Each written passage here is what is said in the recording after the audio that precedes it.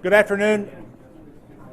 My name is Mark Langdale. I'm president of the George W. Bush Foundation, responsible for the big dust storm that we're kicking up on the corner of SMU Boulevard and Central, the new home of the George W. Bush Presidential Library and Museum, and also the future home of the George W. Bush Institute.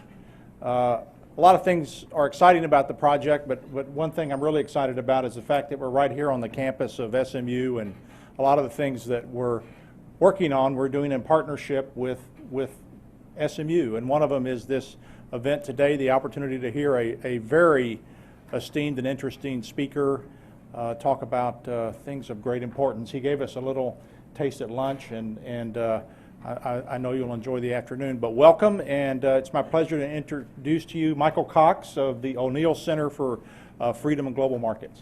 Thank you, Mark.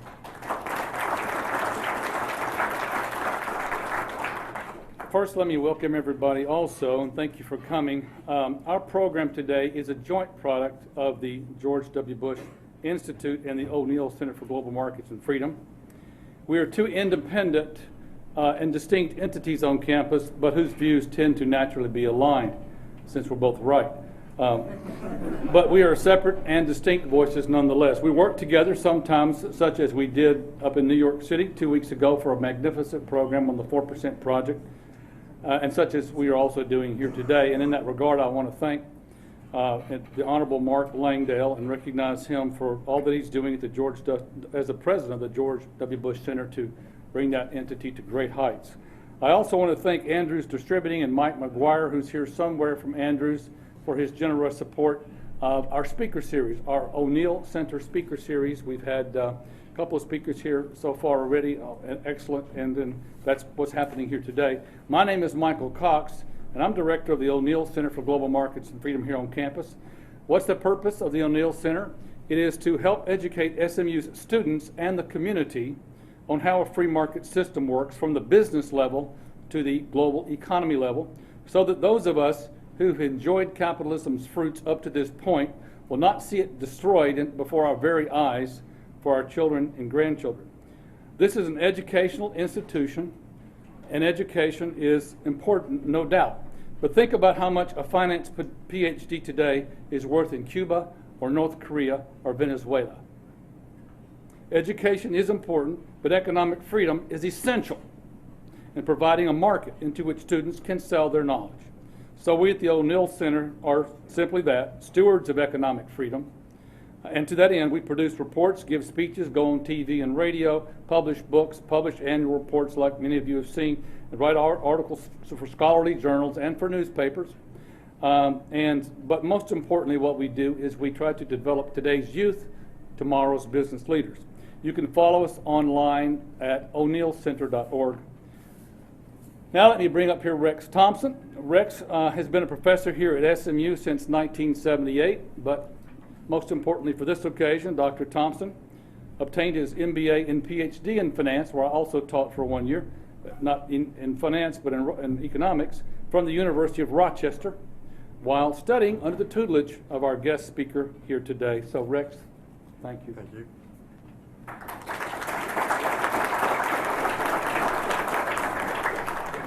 This is a great opportunity for me to both say thank you to and simultaneously introduce my mentor, Professor Michael C. Jensen of Harvard University.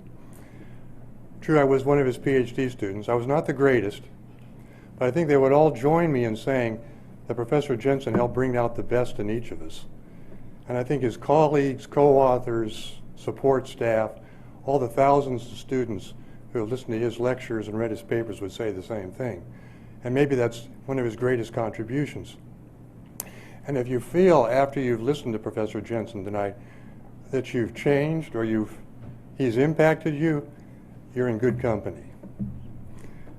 I'd like to run down a very quick list of Professor Jensen's contributions to the fields of economics, finance, and the theory of organizations and the academy at large. I'm just going to run for a couple minutes, and I want to end on what I consider to be the 300-pound gorilla in his research dossier.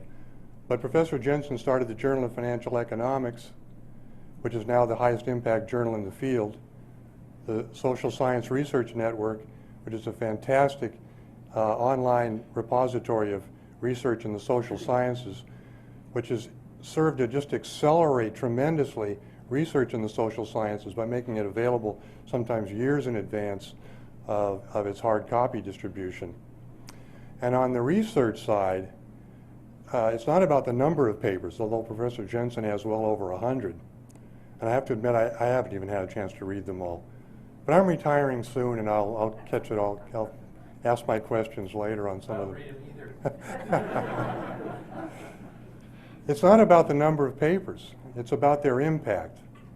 And in academia, we have a measure of impact. It's imperfect, but it's called citations. And a good research paper maybe has 50 to 100 citations. Think about it. If you've written a research paper which is cited by, say, 100 other research papers, and then they're cited by another 100, you can see how big the links of the chain can be. So just bear that in mind as I just run through a few of the things that Professor Jensen has taken an interest in. Because Professor Jensen hasn't just written papers. He's been able to sense the top of the wave. His work in early tests of efficient markets and the Jensen's measure of performance for managed money, that little body of research has over 8,000 sites. And his work on executive compensation has dozens of thousands of sites. And some of the thoughts that he has had have now seem commonplace, but at the time there was great resistance to many of the ideas that he brought to the table.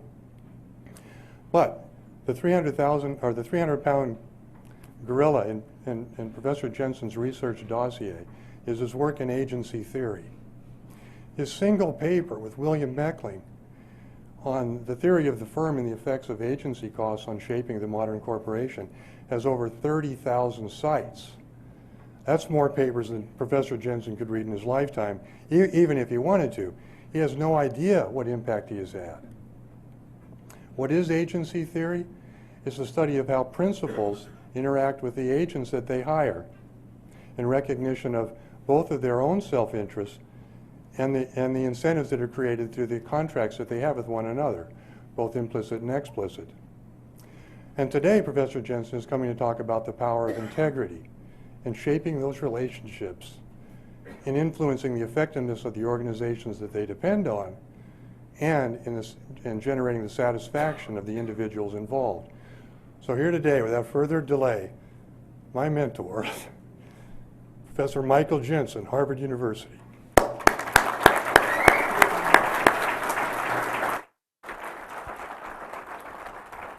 Thank you, Rex.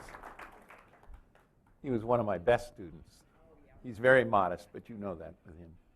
So I want to recognize my co-author in this work, Werner Erhard.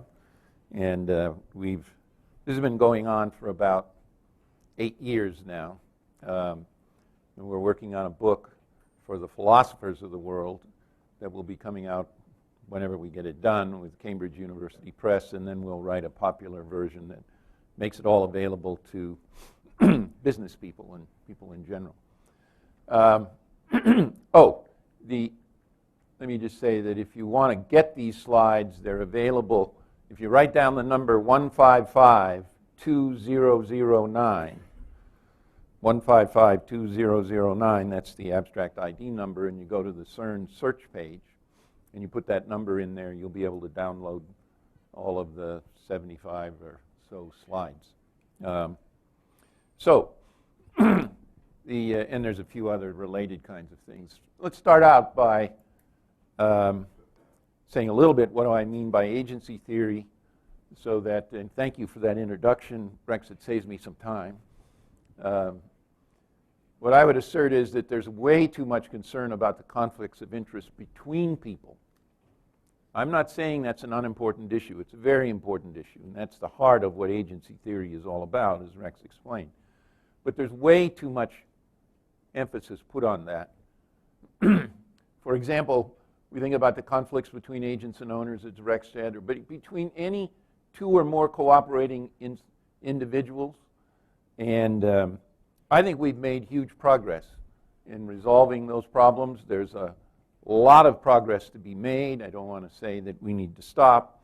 The split between the CEO and chairman of the board is now close to complete in one way or another. The control and of the compensation and audit committees is now shifted away from the CEO. Going to be a lot more progress but the situation is much better than it was 35 years ago, maybe 36 now, when Bill Meckling and I published that agency paper. But if we've had so much progress, why is there so much trouble out there? There's way too little concern for the damage done to people and organizations by the actions of individuals that are not in those individuals' own personal self-interest. Now that sounds crazy, but I'm going to guarantee you, if you pay it careful attention, you will all have an opportunity to see in your own life how you take actions systematically that reduce your own welfare and those of the people you love and you work with. And it's all invisible to you. Why do I know this? I'm the biggest sinner about all in this dimension, and probably one of the reasons why I got interested in this topic. So I think of these as self-control problems or agency problems with oneself. So I want us to pay attention today to these integrity issues that cause huge problems in our lives and to everyone we come in contact with, including other individuals, other organizations, and society as a whole. And it actually affects our families and our close friends the most. And what you got to get, because you're all sitting there saying, well, that doesn't apply to me, it's invisible to us. It's literally invisible. And what I intend to do is to pull back that veil of invisibility, and you're going to be a little uncomfortable. Because I actually want to let me say it a different way. I want to do more than just transfer some knowledge. I want to actually have an impact on the lives of every single person that's in this room today. And in the past, I've been somewhat fortunate to be able to do that. How do I know? I know because people write me emails and tell me what's happening in their lives as a result of going through these arguments. So, we've already said they're invisible to us, and because those problems are invisible, these integrity problems, we have no access whatsoever, none, to resolving them. You can't reduce them one iota because they're invisible to you. So how does it fit with the Jensen-Meckling agency problems for those who are more familiar with that? The agency problems count for about 1/4 of the conflicts of interest that exist out there in the world and in our lives. Agency problems with oneself, the integrity problems I'm going to talk about today, count for about another 1/4 of the conflicts of interest. These are people harming themselves at the same time that they harm others. And viewing these issues in the traditional agency framework as conflicts of interest with others gets us nowhere to resolving them. Nowhere. And third, there's the problems in co-locating decision rights with the specific knowledge that's relevant for exercising them. That's a somewhat technical issue. I'm not going to go into detail about that. And the remaining 1/4 of what appear to be conflicts of interest is due to as yet unknown causes. That is, causes we don't know that we don't know as yet. So, we're not going to answer all of the problems of the world, but some of them, maybe 25%, okay? And they're us. So where does integrity stand in the world today? One only need to read the newspapers for 5 days in a row to be clear that in every facet of life, we are losing the war on the battlefield of integrity. And that's going to become more obvious to you starting tomorrow. Everyone espouses integrity, but few, and I think I would now say none, live it. And as I've said, they do not even occur to us as integrity problems. So let's take an awareness test to just get things started. Somebody will lower the lights. Now watch very carefully because we're going to grade you, Rex is my research assistant again, on your answers to the test. This is an awareness test. How many passes does the team in white make? Go!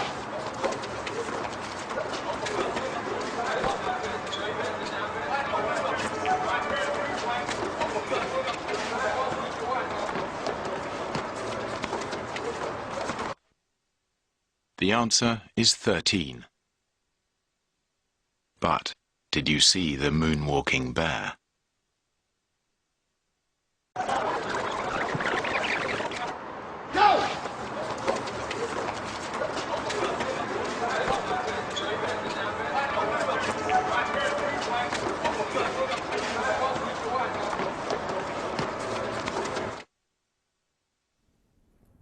How many people did not see the bear?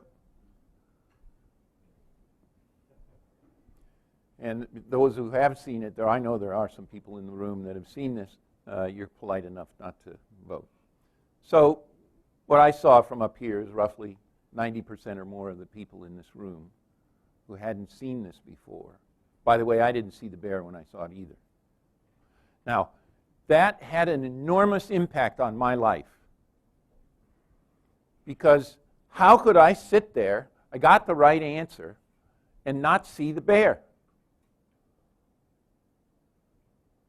And I want you to dwell in that, because that is not the only thing in your life that's going on right in front of your eyes that you're not seeing. Actually, most of what's going on in front of your eyes we don't see, actually. And the deeper issue there is that's mostly, I can't say all, but it's mostly the result of the frame of reference or the context we bring to an event. Lawyers who work in criminal law understand all of the complexities and the non-reliability of witnesses. We're not going to go into that in detail. It really has to do with our worldview and our frames of reference for each thing in the world. And I and the announcer shifted your frame of reference for this video when we said, please count the passes, and by the way, you're going to be graded on them. Now, we're all competitive and we want to get the right answer. So you were looking at passes, and something as obvious as a guy in a black bear suit walks across doing a moonwalk and you don't see him. And it's really important that you get, and I know this is difficult to deal with, this is happening to you every single day of your life with something or another. And if you leave here with nothing more than that, nothing more than the fact that an enormous amount of what's going on right in front of you, you're not seeing or you're not hearing. And now you know why a lot of arguments arise, why there's a lot of disagreements. Think about what goes on between a husband and a wife or boyfriends and girlfriends, and you begin to have an opening for all of that. And it absolutely is what's going on in terms of our not being able to see the enormous damage we're doing to ourselves and our loved ones by our out-of-integrity actions. So all of this is just to set the frame for you, to get you a little shocked, a little stunned that maybe something is going on that I'm not seeing. Because we all go through life self-satisfied knowing we get it all. Yes? What are the results if you don't ask people to count? Oh, I haven't done that test yet. I'm just interested. It might be. It doesn't matter. Let me tell you this. It doesn't matter. You will bring a frame of reference to everything. The context you bring will filter what you see. Okay, I happened to generate this one to make it, and the authors did, to make it highly visible and stunning for you. With a simple question. How many passes? And by the way, we're going to grade you. That's not a big deal, is it?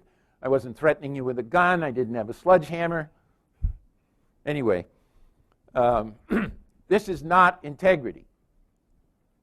What we're talking about here is a perceptual constraint.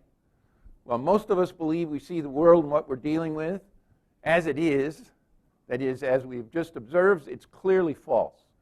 Neuroscientists have shown that we do not see what the eyes see. We see what the brain sees. Quote from Gawande and another one, Gregory, their own neuroscientists. If visual sensations were primarily received rather than constructed by the brain, you'd expect that most of the fibers going to the brain's primary visual cortex would come from the retina. Instead, scientists have found that only 20% do. 80% come downward from regions of the brain governing functions like memory. Richard Gregory, a prominent British neuropsychologist, estimates that visual perception is more than 90% memory and less than 10% sensory nerve signals. Just get that. Because we think we see what's going out in front of us. We bring the context, our memory, and that's what we see. And there isn't anything wrong with it, it's just the way we're wired, that's survival. But the important thing is if you get that, you're going to, when you're involved in a disagreement with somebody, you're going to be much more willing to walk around to the other side of the table and look at it from his or her viewpoint. Because I guarantee you didn't see it all, or think it all, or hear it all. That's the point I want to leave you with here. And if you don't get anything else out of this seminar than that, it'll be pretty important. But there's a lot more to come. We didn't see the bear because, well, we did that already. So I'm going to do today the equivalent of rewinding the tape so we can see what we do not see regarding integrity. In effect, integrity is the unperceived bear in our lives. And my intention is to shift the parts of our worldview and frames of reference relevant to our view of integrity so that we see it differently, in fact, as it is. And I really mean that. So this is not the usual kind of seminar you get in a business school, because I intend for you to leave here different than when you walked in today. And different, you're free to throw it all away. There's no brainwashing going on. But I'm going to give you some language and a structure within which to see things in the world that will allow you to see things in ways that you've never seen them before. And it will give you actionable access to amazing increases in happiness, performance, and welfare of you and all the people around you. I'm going to say in a little while, I'll give you a hint, the kind of increase in performance you can get in satisfaction, I'm not just talking about measured physical performance or dollars, but the harder stuff which has to do with emotional satisfaction and the health of the family, are easily in the range of 100 to 500%. And I have had one CEO who's put this stuff to work in his company says 500% is way too less, way too low. In my own firm, CERN, I can tell you when we put into practice these principles of integrity, over the first 3 years we witnessed a 300% increase in output. 300% increase in productivity output. It was real easy to measure because we didn't put any more resources into the system while all this was going on, and total output tripled. And the people were happier. Now, how can there be productivity improvements on the order of 300% lying around on the table that make people happier, and we don't see them? And in this case, this was my firm. And that's a common result. And so there are people, my economist friends say, this is not economics. Well, I say it may not be economics, but it has one big economic effect. But if it goes beyond economics, it goes beyond dollars to our lives. And with our loved ones, our relationships, it's a big deal. And you can start experimenting with it. So you're going to leave here with what I call a positive model of integrity that allows things to show up for you that did not show up for you before. It's like rewinding the tape. The intellectual point is that distinguishing something newly can make visible what was always there, but not seen. And in the case of integrity, will allow for new possibilities to show up in our lives. So the questions for the day. Do violations of integrity make any real difference to organizational performance, the bottom line, or the quality of organizational life? Do violations of integrity make any real difference to your performance, your bottom line, or the quality of your life? What is integrity? What is it for an object or a system? What is it for a person? And what is it for an entity across the spectrum of entities from family through organizations to society? For those of you from the Bush Center, you want to get a 4% growth rate in real productivity output and income. If you install a modicum of integrity in this country, you will see 4% with no problem at all. Now, that's not a trivial issue. But this is the start of that. Now, most economists would tell you, and if I put my economics hat on, I would tell you a 4% real growth rate in the economy is impossible. This will give it to you. So what is it that conceals the impact of integrity on organizations and invisible?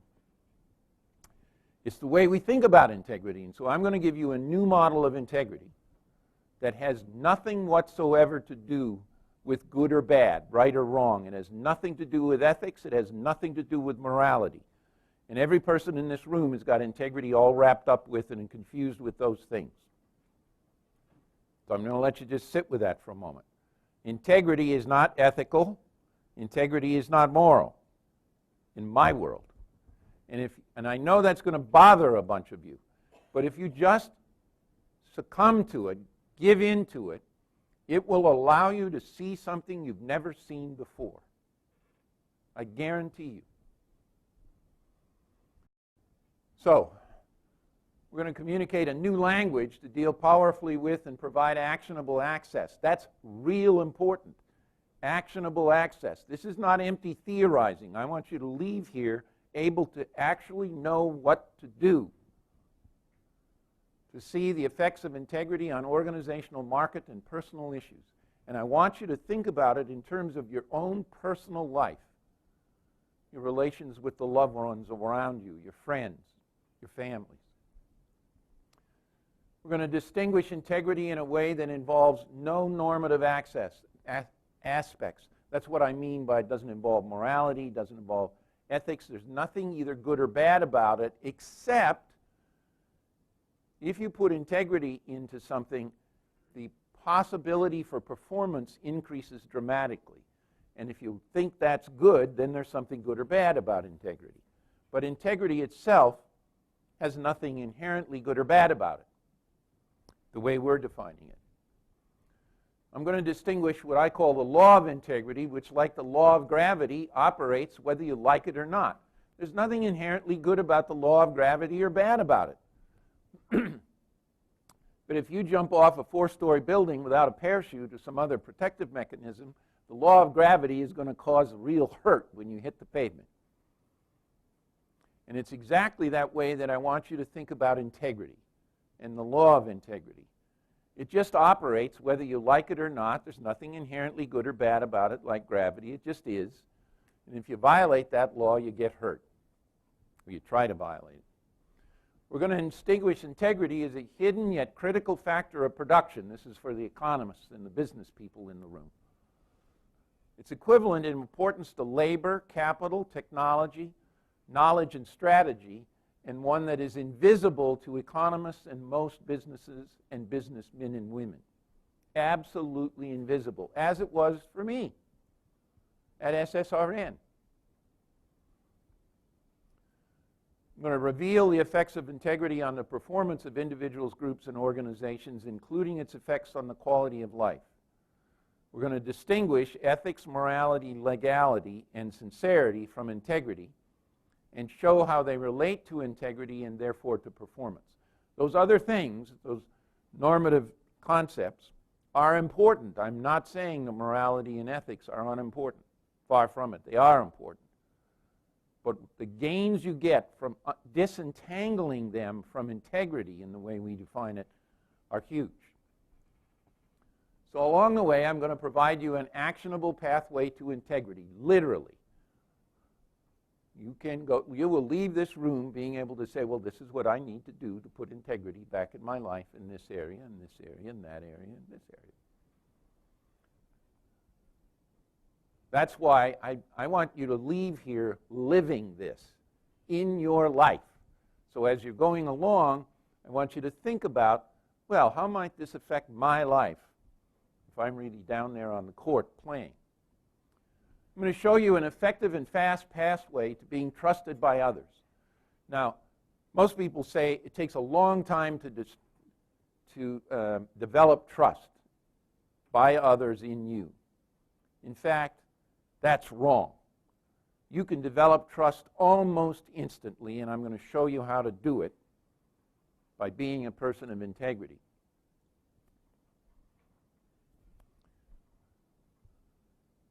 I'm going to show you how applying cost-benefit analysis to your integrity virtually guarantees that you will be out of integrity. Now, I want you to know, as a scholar, when I got to dealing with this, it took me 1 solid year through arguments like Bazell would make, all to myself, Bazell. I said, this can't be true. It cannot be true that cost-benefit analysis gives me the wrong answer. Well, I'll tell you more about how I finally came to peace with that, and you'll see what it looks like. And if I were to recommend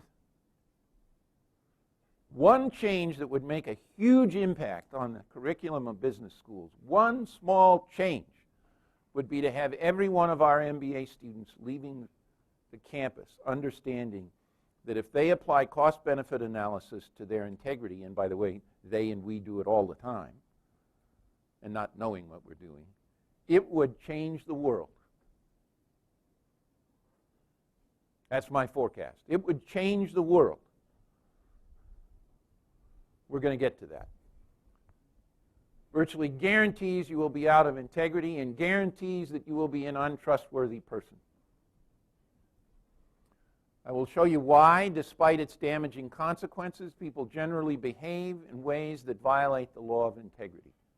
And once you see that, you're going to see that violation not only in others around you, but you're going to begin to be able to see it in yourself. Now, that's bad news, kind of. You know, you say, ouch, ouch, ouch. But you can't do anything about it until you see it. Literally. I know, you're saying, not me. Her maybe, or him, but not me. Then I will have failed, and thereby reduce their performance and quality of life and dramatically limit their opportunity for performance. And you say, you walk to this room saying, that couldn't be possible. If I'm suffering, why don't I change it? Why is it not obvious to me? Well, you didn't see the bear either. Finally, I'm going to give you access to the power and the path to reject this. Now, a warning. I intend to stretch everyone here today. I think you already got that, right? First of all, I'm shouting. But especially economists and ethics, and those are the guys I'm shouting at. What we're talking about today is highly relevant to and complementary to economics, business management, and ethics. It is not economics, and it's not ethics. The roots of what we're talking about today come from ontology, the philosophical or scientific inquiry into the nature of being of something. An unknown topic in every business school I've been associated with. And one of the goals I have in all of this work, this is a small part of it, is to see departments of ontology and phenomenology exist in every major university in the world over the next 30 years. That will change the world. No kidding.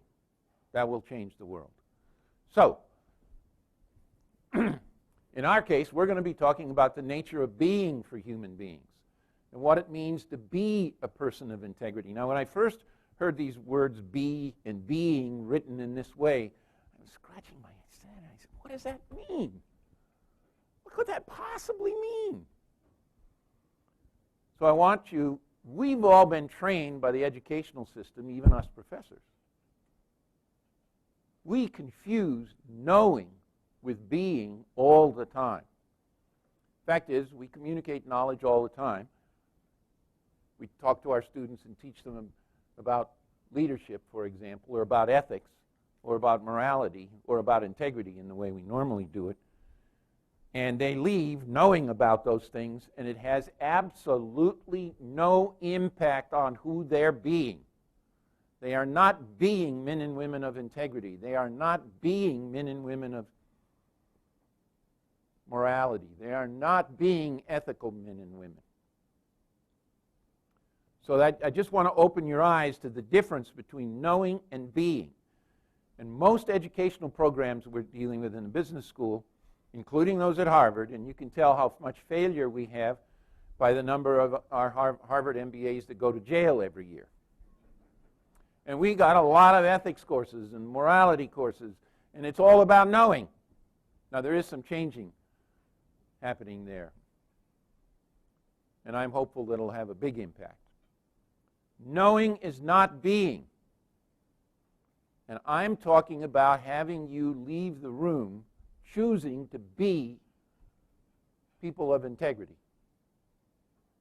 You may say, I don't want to do that, Mike. Well, that's okay. It's your choice. Integrity is but one of many ontological laws of human nature that provide effective access to the so-called people problems that drive us crazy. Now, I thought we could solve it by economics. You can't. I'm now convinced we cannot solve them through economics. There's been enormous and very productive work done in behavioral economics and behavioral finance. It's provided actually no actionable access to solving the root problems that are generating it. We're left with manipulation, Thaler and why am I blocking on his name, the lawyer, with nudge, which is basically a way of controlling the system so you get people to, you manipulate people into doing what you think is in their self-interest. No, I'm not going to be doing that today. I want to open something up for you so that you see what's in your self-interest and take actions in your life with no manipulation on my part. And that means you're free to ignore everything that goes on here today and continue to live the life you live. Some of you probably will be upset about what I will be saying. Maybe you're already upset. Much like what Meckling and I saw regarding our agency problem from our colleagues at Rochester, my teachers and friends that I graduated from the University of Chicago Business School and from journal editors and referees, the paper was soundly rejected from the Bell Journal of Economics. And when Rex was there, we gave the paper to 20 or so of our colleagues. Were you there, Batsala, when that happened? In the downstairs conference room, they ran us out on a rail. I mean, it was a massacre. Now, he was the dean, and they were our friends. But we were telling them something that violated what they believed, their frame of reference. We were trying to get them to see the bear, and they weren't seeing it. And I'll never forget the aftermath of that. Bill and I walked out totally disappointed. We thought we had this new wonderful baby to give them. And they accused us of lying. They accused us of plagiarism. They accused us, I don't know what the accusations all were, but it wasn't good. Without a word, we walked upstairs to his office. He had this big desk, and he smoked cigars.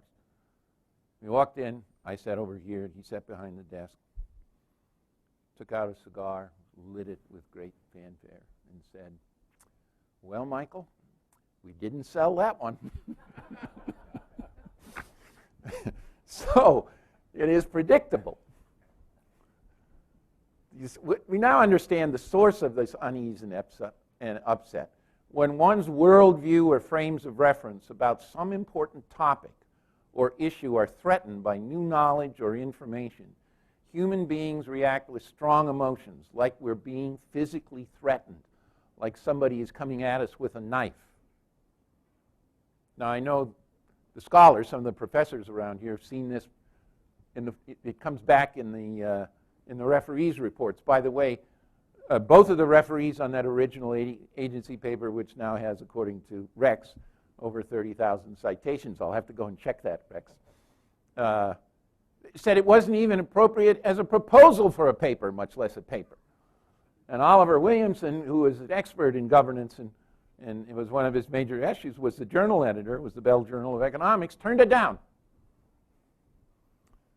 And so I published it with Gene Fama. Gene Fama actually accepted it. He was editor at the Journal of Financial Economics, and he sent me an acceptance. And I said to Bill, we're going to publish it in our own journal, and I'm going to make it the lead article. So it's the fight or flight response generated by the amygdala in the human brain. And by the way, this just goes on in life. And those of you in business, and I see there's some people around here with lots of experience, know if you ever come up with anything new, it will be rejected and opposed. And so, get it. That's the way the world is. It's one signal that you might be onto something really important. It's not the only signal. You might be dumb and wrong, and dead wrong, dumb and dead wrong, but Thomas Kuhn wrote a very famous book in his Structure of Scientific Revolutions in 1962, documenting this for science in general, saying scientists don't actually test theories, they test their ability to confirm the theories. And if they get any evidence that's inconsistent with the theories, they reject the evidence. Well, they also reject new theories that, who was it that was put to death? Was it Copernicus or Galileo? Yeah. And that's how much we welcome new knowledge, especially knowledge that threatens our frame of reference. That's the bear all over again. When somebody gets really mad, you can lose your life over it. I have two requests. Please bear with me, since what I will be saying will not fit your current worldview or frame of reference, and if I'm successful, it will shift your worldview to a place from which you will experience more power. Now, why do I care about that? I don't know, I just do. It's fun. I like getting those emails. Do not try to make it like anything you know in economics or ethics. Please don't do that. It will just sidetrack you. If you try to make it like something you already know, you will miss what is here for you. And this is difficult, so don't be surprised when you find yourself doing just that. Just do your best to stop it. Say, oh, I'm doing what Mike said not to do. Put it aside, pay attention to the slides and my shouting. And then I ask you to judge at the end of the presentation. If you didn't find anything useful, throw it all out when you go out the door. So my commitments. I have a deep intellectual interest in these issues, as I think you can tell, and I'm also convinced that the everyday application of these principles is powerful, and I intend to get them known. About you. If you take the essence of what is available here today with you when you leave, you will notice a difference in your life, your family, and your organization. You will not have to wait for studies, evidence, and proofs. Although I want that science to be produced as well, and it's beginning to happen. What is integrity? Finally, we get to this. So first we're going to start with a definition. Webster's New World Dictionary says the quality or state of being complete, unbroken condition, wholeness, entirety. Number two, the quality or state of being unimpaired, perfect condition, soundness. That's how we're going to use the word integrity here. And you'll notice there's nothing there about good or bad, moral or immoral, ethical or unethical. There's no right wrong in that. It's whole and complete in its simple sense. The third definition in Webster's, and it's intentionally so light you can hardly read it, says the quality or state of being of sound moral principle, uprightness, honesty, and sincerity. We are not going to use the word that way. And that seems shocking to you. Everybody wants to use it that way. Well, we got perfectly good words for those. Moral and ethics. So we're not going to use it that way. There's nothing inherently normative about it. It's just whole and complete. So when we define it that way, it's purely a positive phenomena. There's no virtuousness associated with it.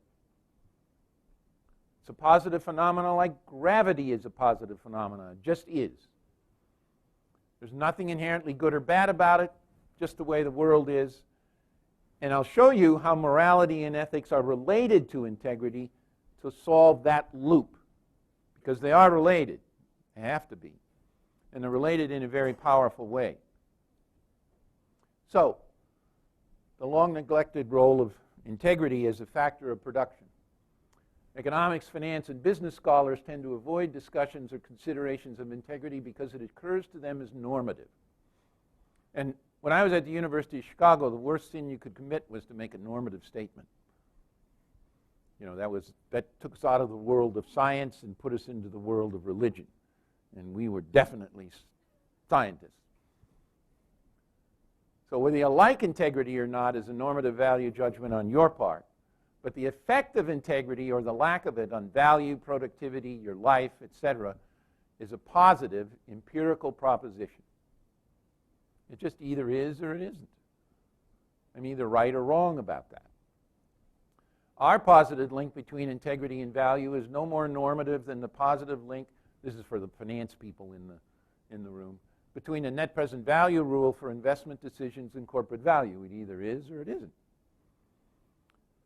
Long-run value creation requires integrity as a positive proposition that is testable and potentially refutable.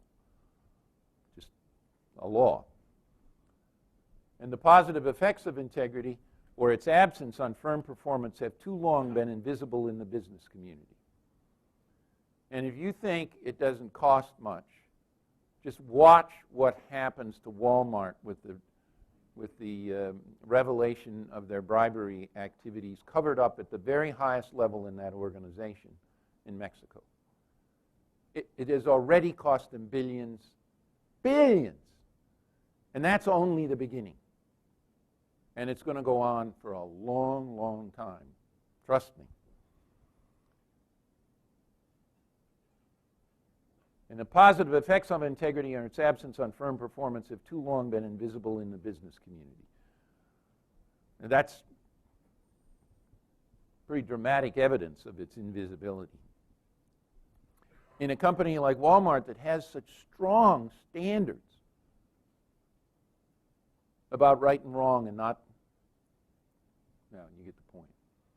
And the confusion and confounding extends to the philosophical discourse.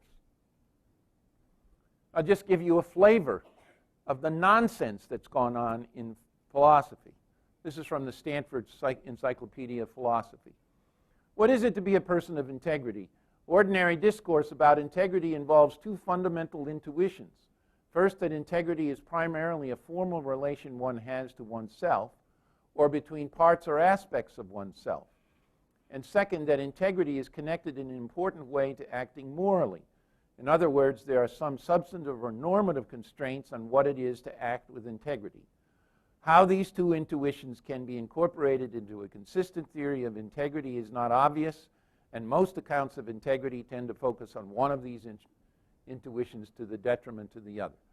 Now, what this is testimony to the fact that the philosophers have not solved this problem. It's a mess. And we're not involved in that debate. We're just saying we're going to produce something that's useful for you. And the way we define it is totally positive, without any. Okay. Now we get down to brass tacks.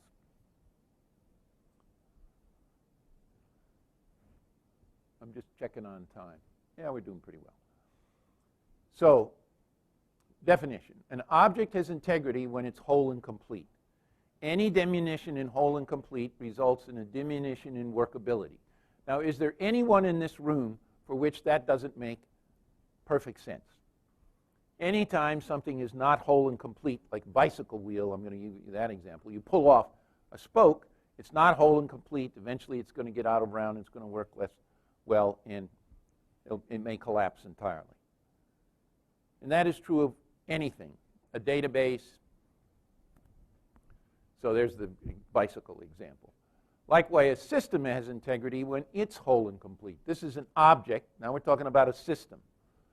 And I'm going to relate a little bit more to a system before we get to human beings. To be whole and complete, an object or system has integrity, whole and complete in 3 dimensions. 1, the design must be capable of delivering on its purpose. Getting these 3 simple things just had an enormous impact on our ability at CERN to debug our systems, because they were all confused for us. It was part of what led to this 300% increase in performance. One, the design of the system or object must be capable of delivering on its purpose. Two, the implementation, the design must be implemented completely and accurately, perfectly sensible. This is not complicated. It's like grade school. Finally, and this one is not obvious, use. The system or object must be used for what it was designed, the intended purpose. To be in integrity, an object or system must have no missing parts and no extraneous or unnecessary parts. This one, use, is enormously important. A simple example. If a 300-pound man tries to use a life preserver designed for a 50-pound child, he's going to drown unless he can swim. Now, we were totally unaware of that, and we had stuff all over the place in our systems that were being used for purposes they were never designed for. So they were being misused. And it's out of integrity, and its workability is hampered. The Integrity-Workability-Performance Cascade. Now, pay very careful attention to this. When an object is out of integrity, it becomes less workable. Is there anybody in the room for which that is a puzzle? When an object is out of integrity, it works less well because it's not whole and complete. Something's missing. Workability is the bridge to performance. As an entity becomes less workable, its opportunity set, the available opportunity for performance, declines. It goes from this to this. Thus, integrity becomes a necessary but not sufficient condition for maximum performance.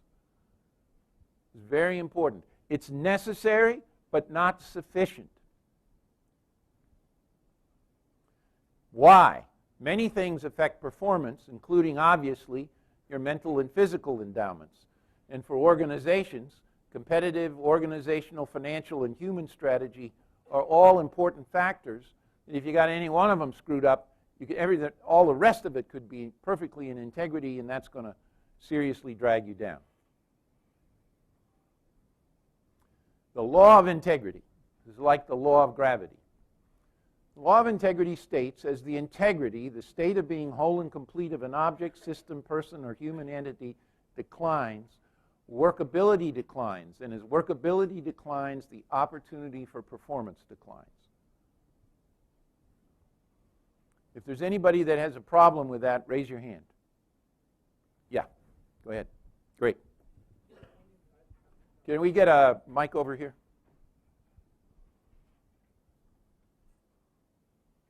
In an organization, you have people, and people have heterogeneous purposes. So if you try to impose too much integrity... Use the mic so that they can hear. There you go.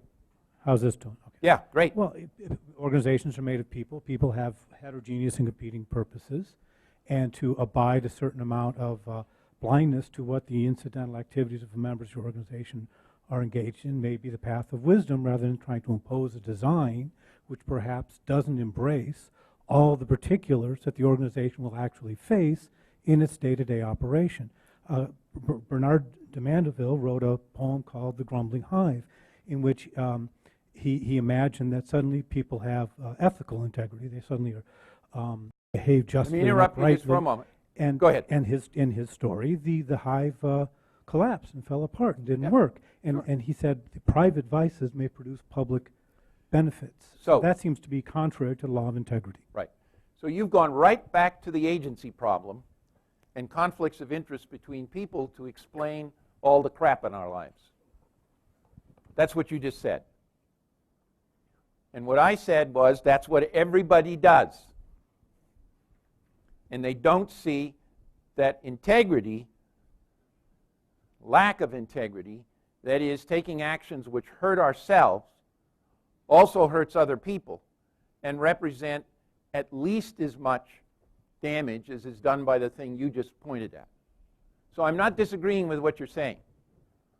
I'm trying to get beyond that, and this is a beautiful example of being stuck in the old paradigm. You can't see anything else from it. I'm sympathizing, I'm not scolding. And it was a great point. because I'll bet that about 60%, maybe 80% of the people in this room are thinking about it in the same way. So that's really, what you just did was make it live for us. Thank you. Now, it's going to become clearer as we go along. I guarantee you. Because it's not clear now, but at least you've done a great job with highlighting it for us. The maximization of whatever performance measure you choose requires, including quality of life, requires integrity. Violating the law of integrity generates painful consequences just as surely as violating the law of gravity. Put simply and somewhat overstated, without integrity, nothing works. That's a heuristic, not something that's literally, rigorously correct. But if you and your organization operate in life as though this heuristic is literally true, performance will increase dramatically. Now, somebody had a, yes. Can we have a mic over here? Thank you. I sound a little bossy, and I apologize for that, but I'm in a hurry. I mean, based on taking the morality out of integrity, wouldn't you say that Walmart acted with complete integrity? Because no. Well, You're going to see. I'm going to cut you off right there. Because you're going to see how it's going to apply to the Walmart. Okay. Okay? Yeah, I know you can't see. How could it possibly apply to Walmart? Okay. So, and the impact on performance is huge, easily in the range of 100 to 500%. If integrity is so important to productivity and accomplishment, why are violations of the law of integrity so universally observed, i.e. Walmart, for example? Right up front. You'll see the causes when we deal with the integrity-performance paradox and the veil of invisibility. The veil of invisibility is going to consist of 8 factors that stand between us and seeing if the actual effects of the lack of integrity, and it just masks it all. And we're going to go through that. We're going to go through the 8 factors that make up the veil of invisibility, and I will tell you that if you master those 8 factors, if you really get it, your life will change. Because the pieces of the puzzle that are making it all invisible to you and leave you totally mystified about what I'm saying. I mean, what I'm saying to some of you in this room sounds literally insane, and so I'm actually sympathizing with what both of you are saying. And the reason it sounds that way, and the reason is because we haven't gotten to lay out a new conversational domain, a new set of terms in a way that you could actually see something else. So I'm in great sympathy with you. Now we're finally going to define integrity for a person. In this positive model, integrity for a person is a matter of a person's word, nothing more, nothing less. I'm going to read that one a second time. But in this positive model of integrity for a person, integrity for a person is a matter of a person's word, nothing more and nothing less. Let that sink in. You are a man or a woman of integrity and enjoy the benefits thereof when your word is whole and complete. Now, I'm going to define in detail what your word is, because I can see you asking for that. Your word includes the speaking of your actions, as in actions speak louder than words. But we're going to get more detailed than that. I'm going to hold up on that. I'm going to give you 6 definitions of your word, and they're very precise, and they will change your life if you get it.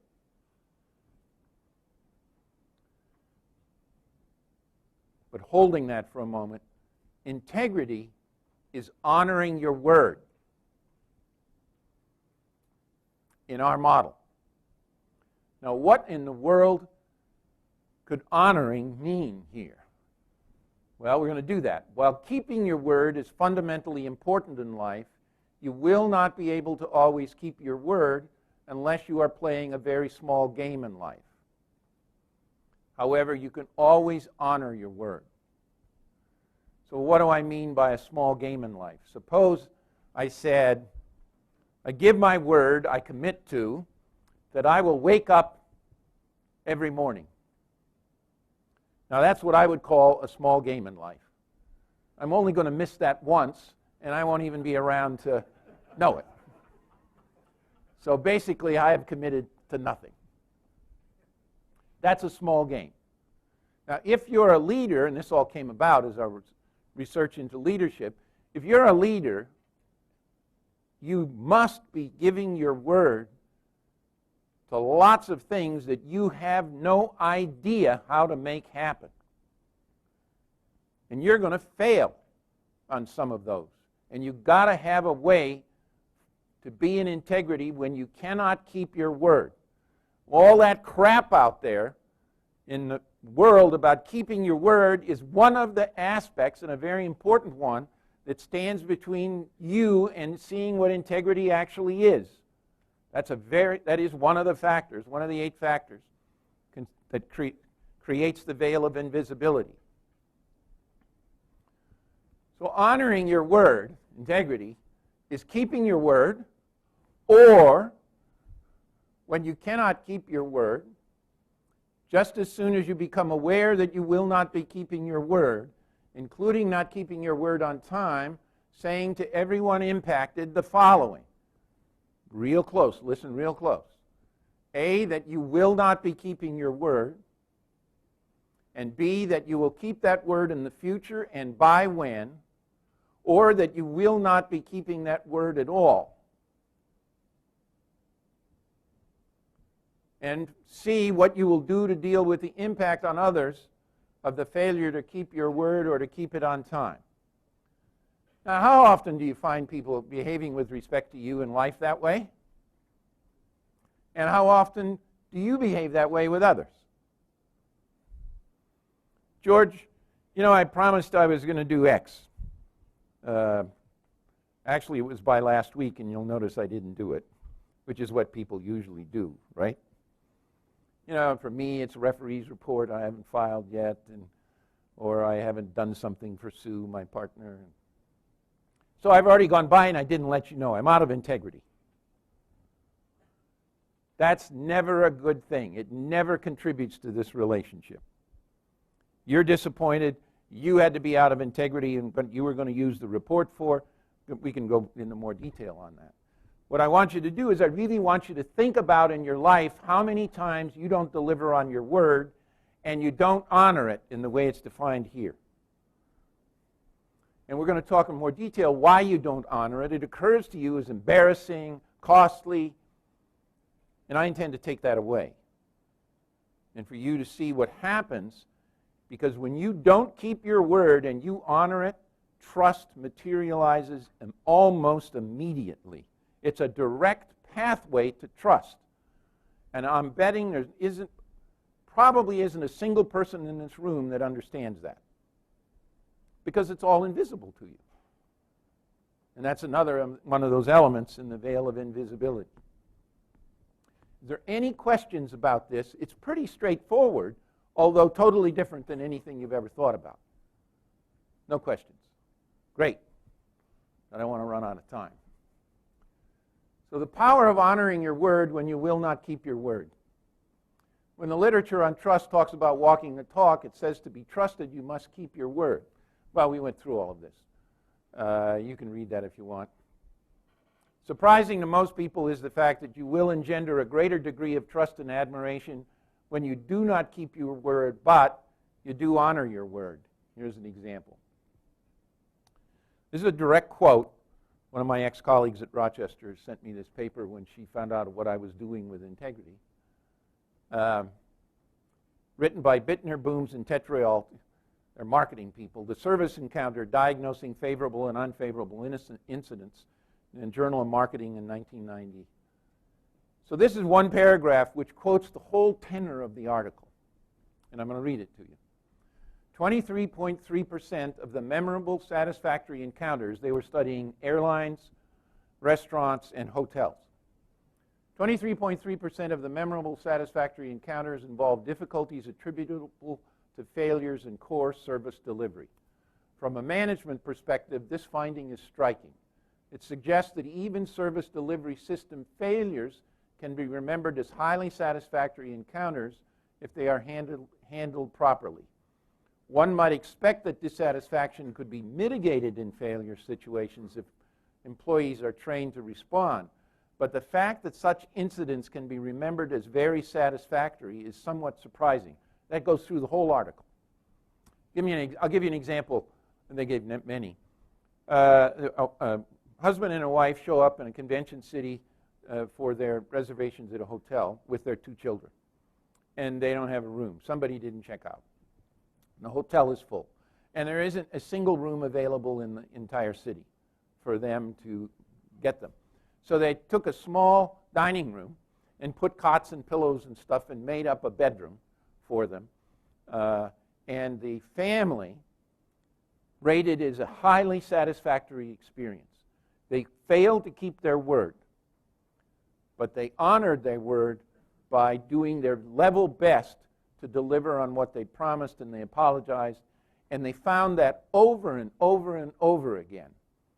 And when we got aware of that, because I'm telling you, in getting new customers in CERN, you know, the people who were doing that customer servicing and maintenance just had ugly jobs. And when they got this and we got this, their whole life changed. And exactly what happened here in the study that was being is what happened to us. Some of our very best, most valuable clients resulted from massive service delivery failures when they first came on board. And we trained our people, it didn't take a lot, to just fess up to it. We screwed up, and we're going to make it right. And we don't lose them anymore. We still screw up, and we're working on that. But, you know, we're human beings, and the systems are human. So this is honoring one's word, not hiding it, open and honest about it. So here's an integrity of an organization. An organization or any human system is in integrity 1 when it is whole and complete with respect to its word. And that includes that nothing is hidden, there's no deception, no untruths, no violations of contracts or property rights, and so on. That is to say, an organization honors its word internally between members of the organization and externally between the organization and those it deals with. And that includes what is said by or on behalf of the organization to its members as well as to outsiders. So now we're saying an organization is whole and complete with respect to its word when it honors its word. Now you've got the whole systems issues and whether they're whole and complete. Is there any confusion about this? The Walmart example is one where they didn't honor their word. Not only did they didn't keep it, but they hid it and they encouraged it. At the very highest levels of the organization, they stopped the investigation. They buried it, and they continued to bribe officials in Mexico to open those stores. The thought being that they were going to somehow, that was going to benefit the organization. I tell you, I can forecast without a doubt, whatever benefits they got out of that from opening those 2,000 stores are going to be dwarfed by the cost they're paying. And they're going to go on for a decade, is my guess, at least. You don't do that when you already have people mad at you and angry because you're upending the whole retail chain system. I mean, it is about the dumbest thing you could ever do. Nobody could do more damage to Walmart than they just did to themselves, in complete violation of their cultural traditions and their word. And they were absolutely unaware of what they were doing when they did it. They thought they could get a payoff. And that's the invisibility that I'm trying to get you to see. And every single one of you, including me, does this in our personal lives.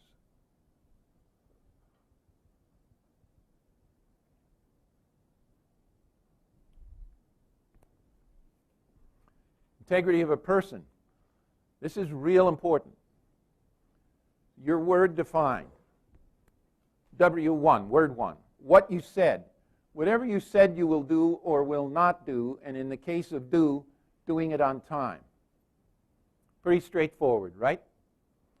Note, requests of you become your word unless you have responded to them in a timely fashion. Now, wait a minute. You're saying, Ray wrote me an email, made a request, and that becomes my word if I didn't respond. Yeah, that's what I'm saying. Because Ray is entitled to believe that I'm going to deliver on his request. So if I'm going to make things, think about it. If you want things to work and I'm not going to do it, I immediately send Ray an email and said, you know what, Ray, I'm never going to do that. I'm not going to do it this week, but I am never doing that. At least I'll know that. You'll know that. It's exactly right. Now you'll go on and get it done some other way.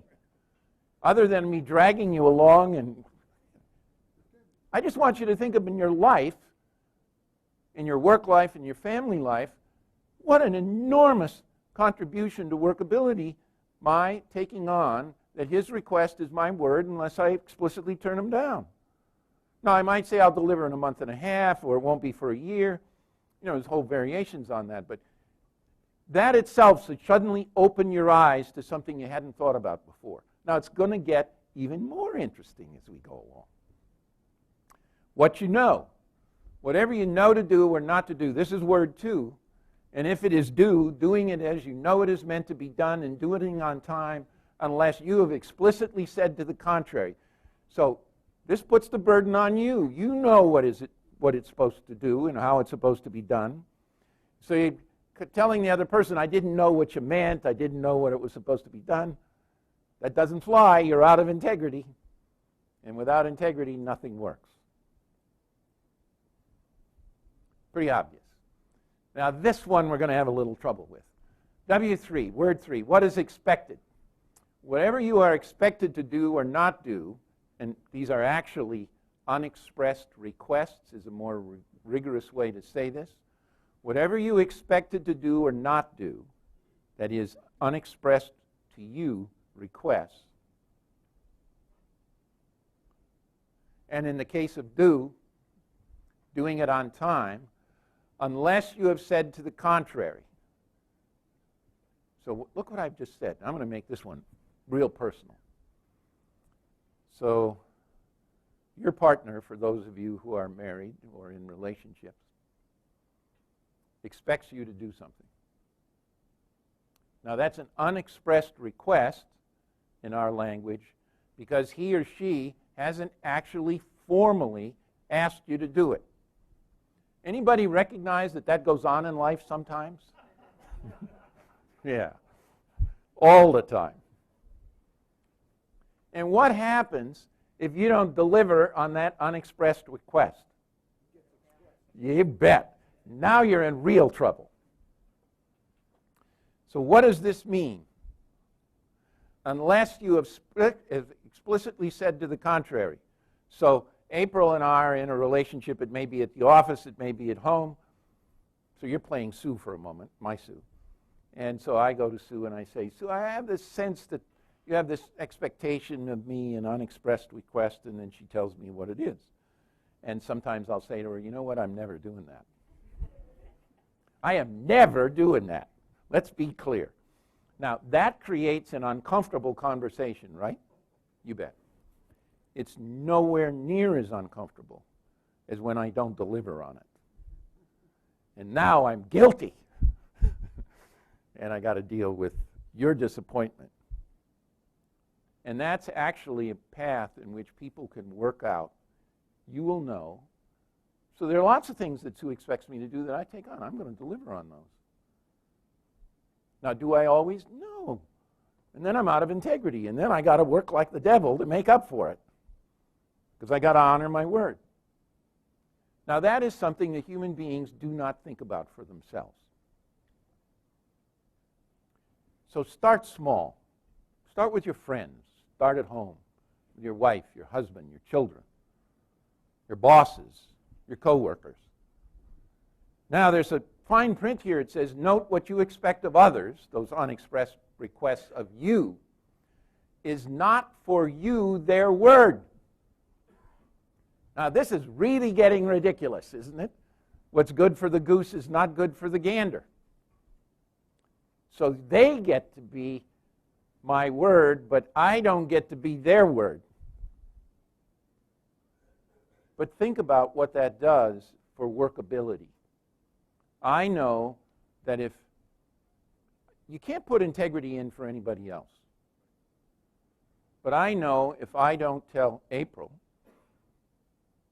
what I would like for her to do, this is in the office, we have a working relationship, or it's at home, or she's my daughter, or whatever it is.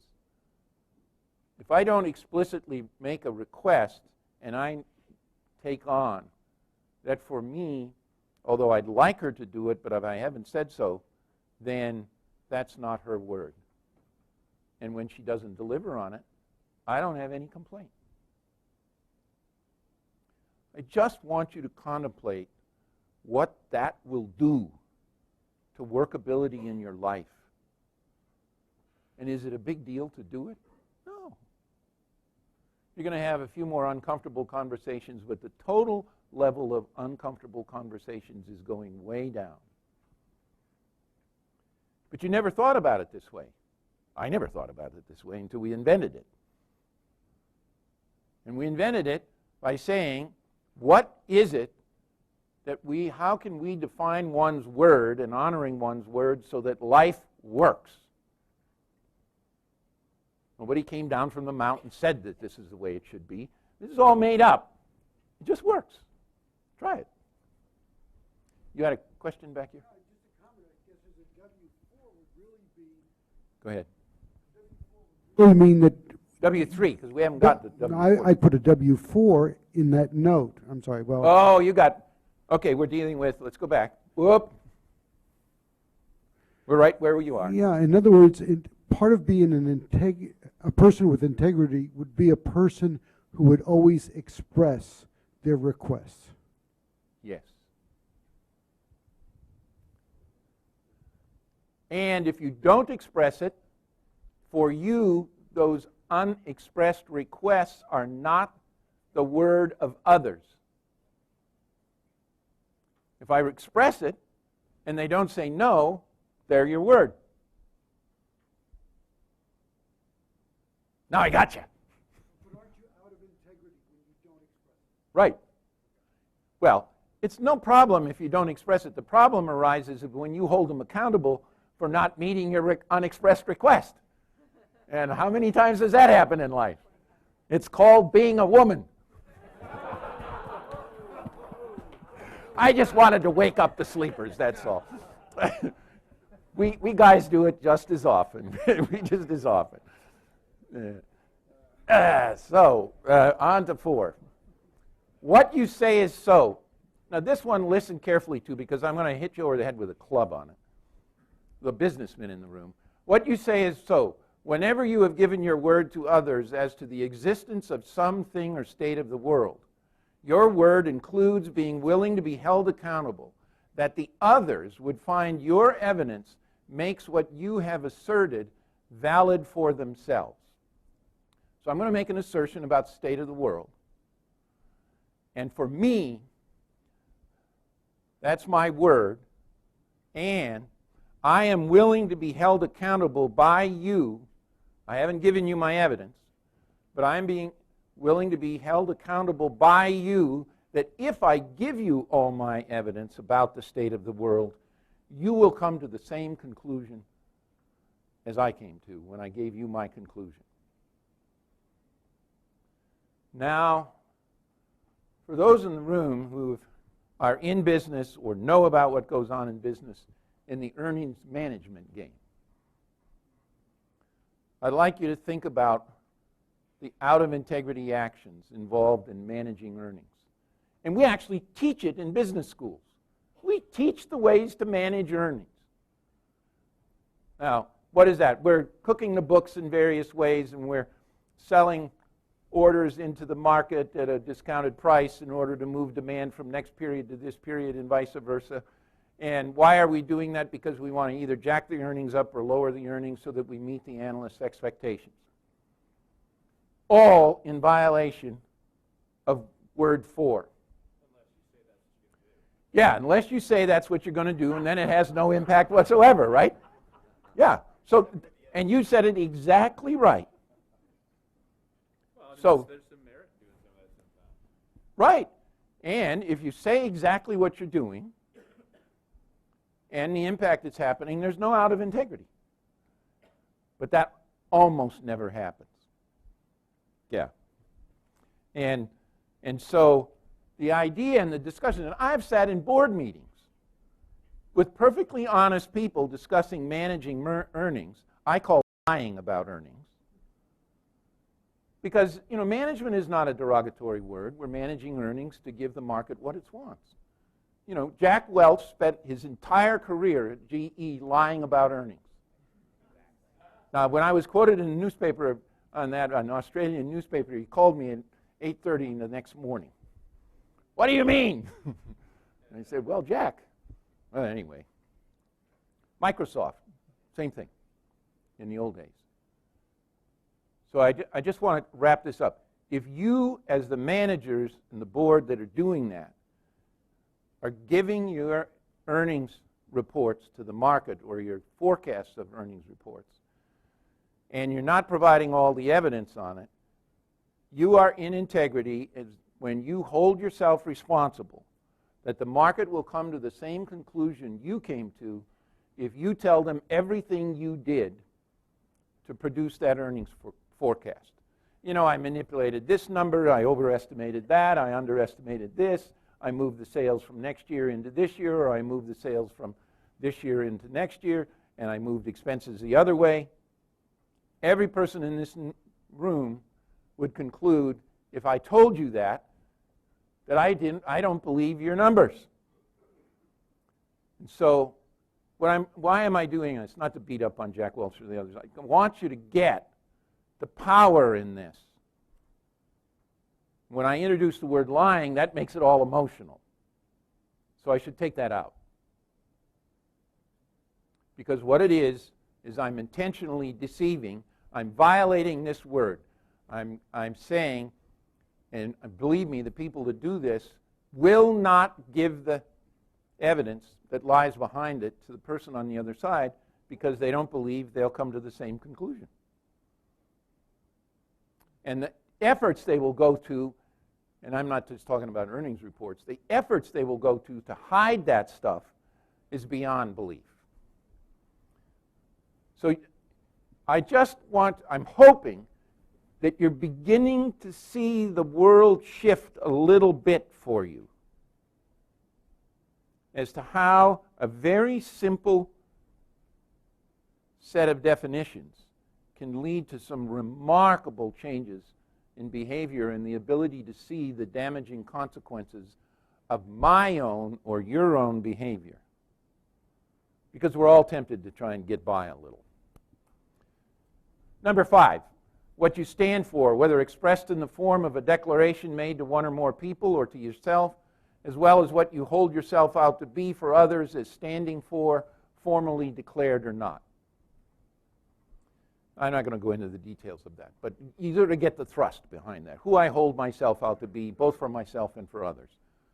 And if I violate that, I'm out of integrity. And it doesn't matter whether I told you about that or not. If I allowed you to conclude that, and then I changed. And I didn't tell you I was changing. I used to stand for that, but I don't stand for that anymore. Oh, damn. All right. This is all your word, not integrity, and the one word that's left out is morality and ethics, but we're going to get to that. So, keeping your word. You keep your word by doing what you said you would do and do it on time, doing what you know to do and doing it the way it was meant to be done and on time, unless you have said you would not do so, doing what others would expect you to do even if you have never said you would do it, and doing it on time unless you have said you would not do it, and you've made your expectations of others clear to them by making explicit requests. I just want you to begin to see how life might work differently. Forget about everybody else if you started to behave this way. and whether people would trust you. My God, trust would materialize almost instantly over there on all the people I'm dealing with. And you're willing to be held accountable when you assert something that others would accept your evidence on the issue is valid. Yes, ma'am. Can we get a... And just to clarify this again, on the expectations. Yep. Now you're okay. Hearable. One is out of integrity if they hold an expectation for someone and don't tell them. But if someone holds an expectation for you and don't tell you, then you're supposed to... You are not... Nope, you got it exactly upside down. Okay. Feminine logic. Can you... I'm just picking on you unfairly. No, let's be careful. Okay. For you, let me put it in terms of me. For me, your expectations of me are my word.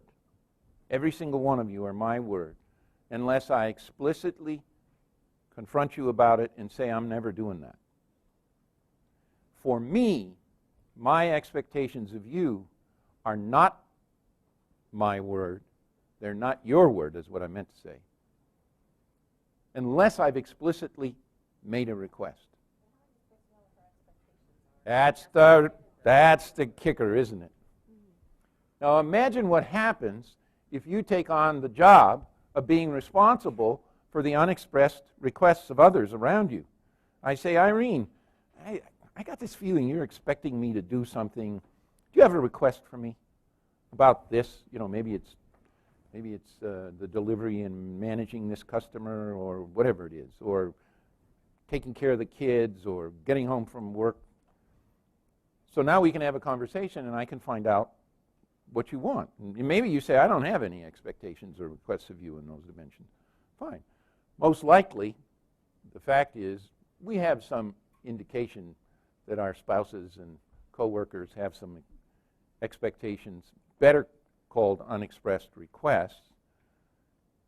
So I'm saying, if you're going to be a person of integrity, if I'm going to be a person of integrity, I take on the obligation to find out what that is. What do you do in the situation where that person says, oh, no, you know there's something that person... Well, you could say, if I got a suspicion of what it is, and just in case, if you expect me to come home by 5 o'clock every night, I'm never doing that. I'm having beers with my buddies. Is that a good example?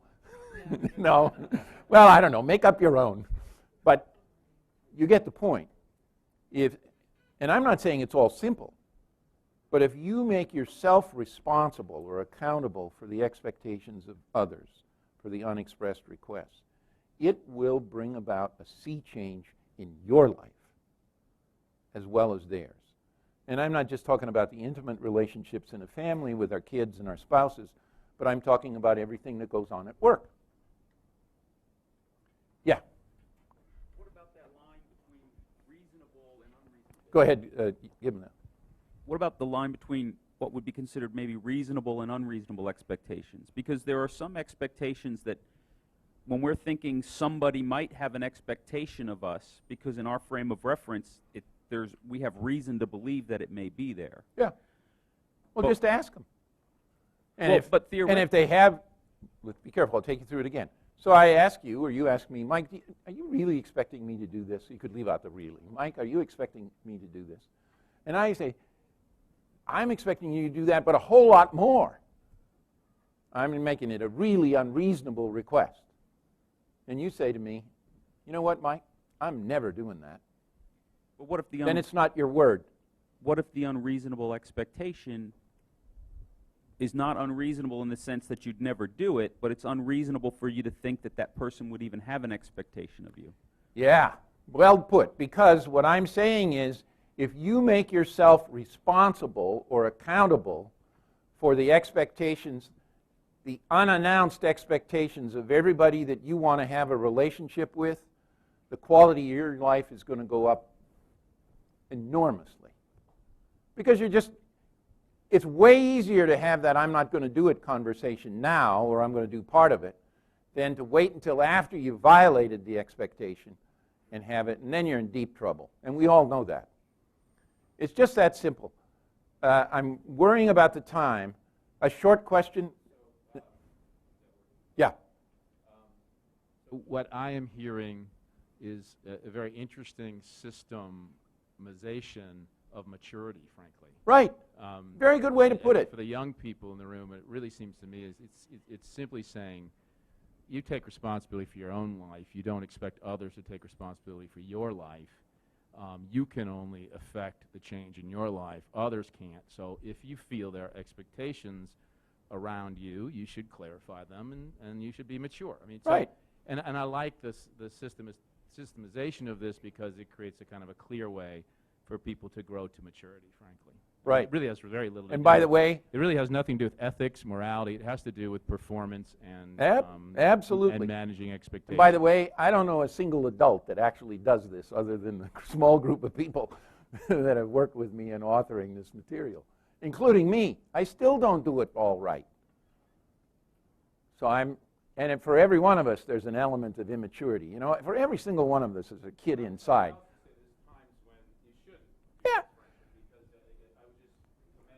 By the way, that's a great example, and I want to stop you right there and say, if you don't do it, it's your word, and you damn well better deliver.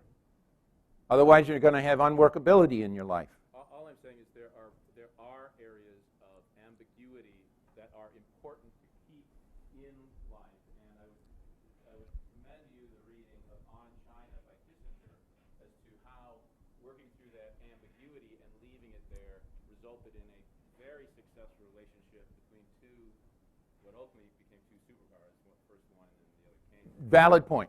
Absolutely valid point. So and that's a level of subtlety that's not here. There may be the right time to have that discussion, and it isn't always right. But the way people err, said the simple way, it's set up here is going to push people way down the road to a better life. Okay. Great discussion. I wish we had more time to go into it. This is very important. The relation between my word, morality, ethics, and legality. This should blow you out of the water. Morality, ethics, and legality all are about right and wrong, good and bad behavior. They are the standards for good and bad behavior. The social moral standards, the group ethical standards, and the governmental legal standards of right and wrong, good and bad behavior in the society, groups, and state in which I enjoy the benefits of membership are also part of my word, word 6, what I am expected to do. This is critical because this is the link between ethics and morality and legality and my word. Unless I have explicitly and publicly expressed my intention to not keep one or more of those words, those rules, ethical, moral, or legal codes, and I am willing to bear the costs, including punishment, of refusing to conform to these standards, the rules of the game I'm in.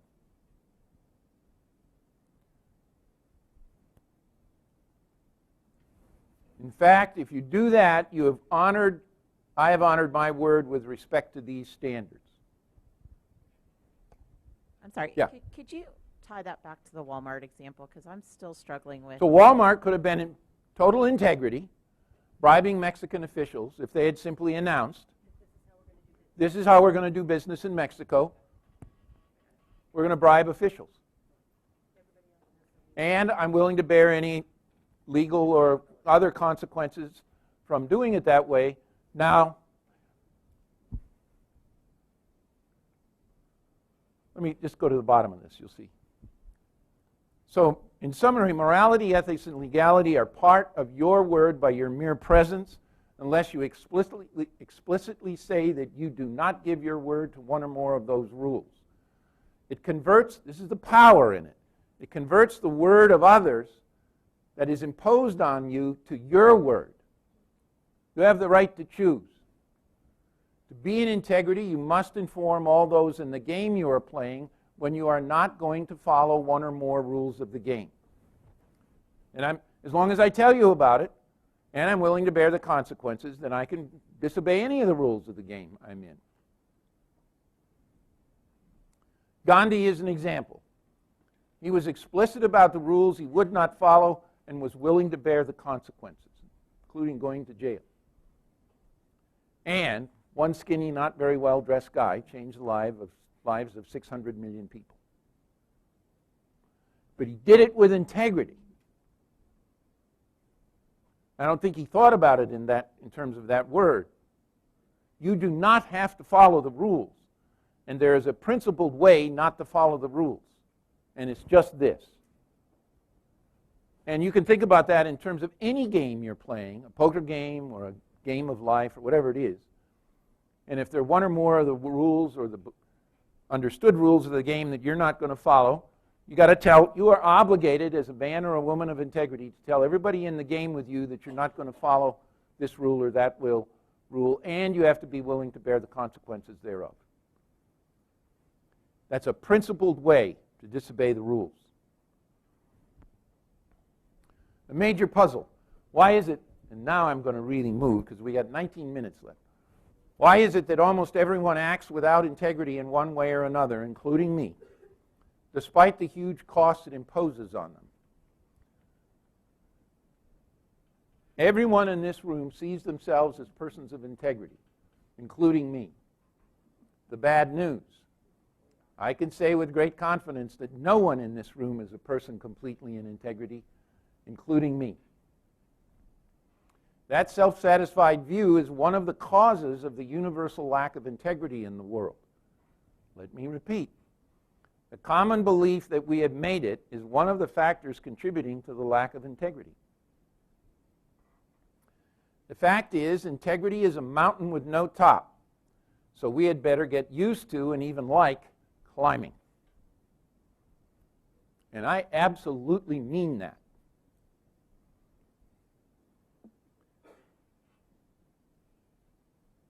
It is a mountain with no top. You will never get there.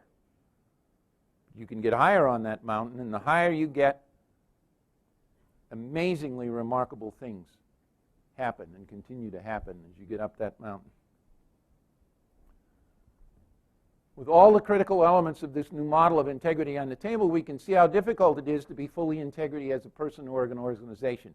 I'm going to get you to deal with the reality of this now. One would have to be in integrity with respect to every instance of words 1 through 6 in one's life at each moment in time. What you said, what you know to do or not to do, what is expected of you, the unexpressed request of you by each of those with whom you wish to have a workable relationship. I apologize for the typo. Unless you have explicitly declined that expectation. So if there's somebody in Timbuktu that may have an expectation of you and you have no concern about having a workable relationship with them, then you can just ignore it. It's only the ones you care about having a workable relationship. Because if you don't meet those expectations or say you're not going to deliver, you're going to impair those workable relations. What you say is so. The earnings management kind of thing. But it's more than that. Think about it in terms of the family. What you stand for. The moral, ethical, and legal codes of each and every society, group, and governmental entity of which you are a member. Thus, we had better enjoy climbing because this literally is a mountain with no top. We're human beings, and we're flawed. And we're never going to make it, but the higher you get up that mountain, the better it gets. Notice that every time we put something into integrity in our lives or organizations, workability and the opportunity for performance increases. Every time. So this is not a hopeless task, the mere fact that you won't get there. Every time you get a little higher up, workability goes up. And the effect is huge, and yet we will never get it all done. And I really do mean huge. Way larger than you could imagine at this moment. But you'll begin to get that if and when you decide to practice. The cost of dealing with an object, person, group, or entity that is out of integrity. Very important point. Consider the experience of dealing with an object that lacks integrity. So this is not a person, this is an object. Say a bicycle or a car or an air conditioning system.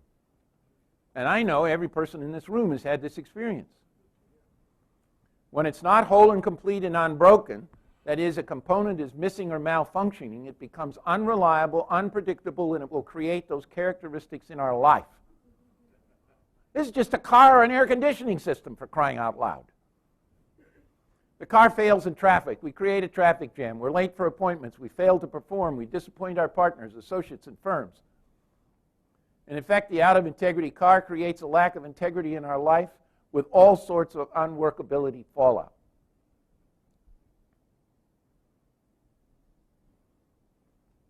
And this is true of all of our associations with persons, groups, or organizations that are out of integrity. The effects are huge, but generally attributed to something other than the lack of integrity. Now, I'm not saying don't associate with anybody that's out of integrity or all out of integrity to some extent.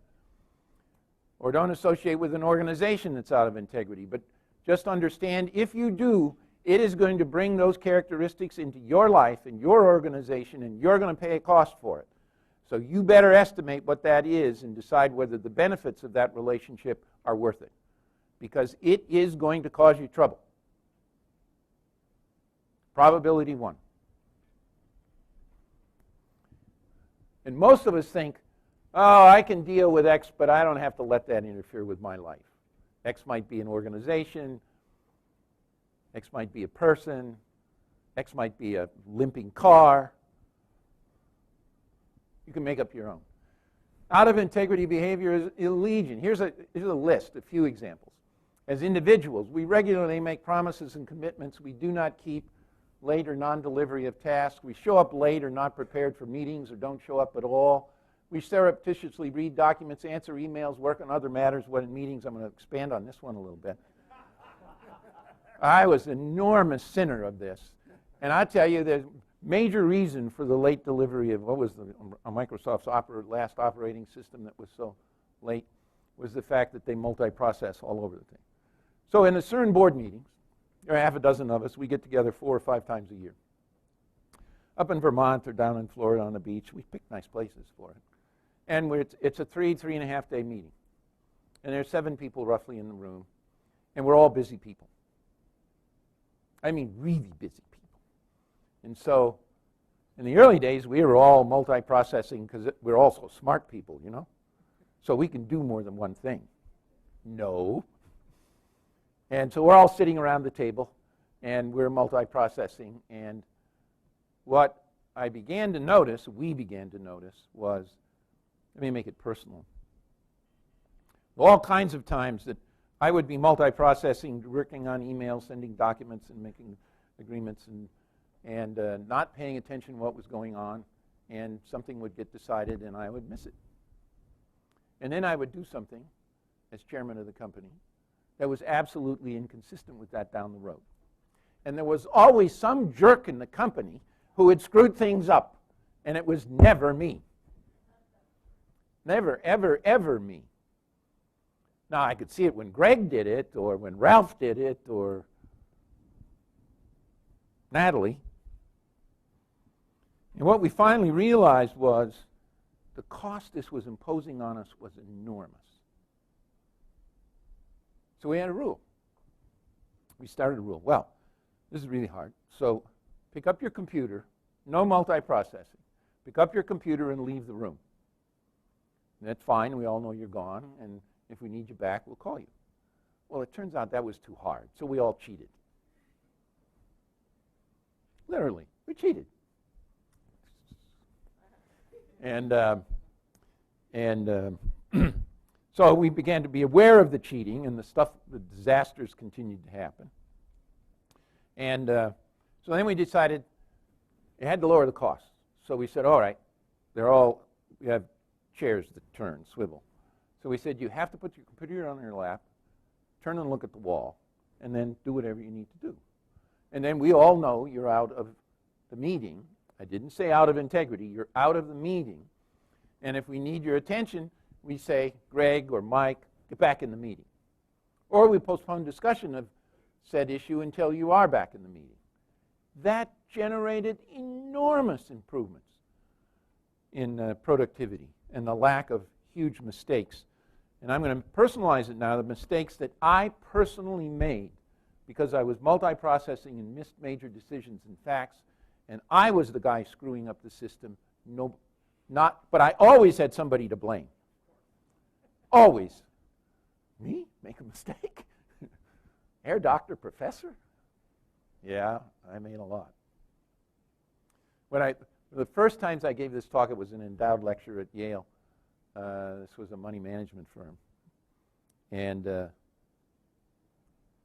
forgotten the name of the fellow who sponsored it. But anyway, he and a number of his partners were in the front row, and I was telling him the story. He's raising his hand, and he said, Michael, that happens to us every year when we hire new MBAs, and we have this meeting, and it's a big table, and there are 30 people sitting around, and then they all arrive, and after about 5 minutes, by the way, coming late does the same thing, or leaving early. And he said the new people, out come the computers or the iPhones, and suddenly they're not in the meetings. He said, we handle it very different than you do. I said, well, how do you handle it? He said, we all put everything in front of us and look at the person who's multiprocessing. And the meeting stops until he or she sees what's going on. And then it never happens again. Never happens again. We all think that crap can go on without imposing any costs, and I believed it. And it was really hard for me to recognize the cost that I was imposing on myself and the company I dearly love. I'm going to, a whole list, if anybody wants this, you can, and then we get to the other side. Now we get to some major things. Students cheating, officers, managers, stealing, backdating, brokers, insider trading, lying, stealing music, and Catholic priests sexually abusing children, doctors and patients, on and on. Failure to establish to monitor the integrity of the organization.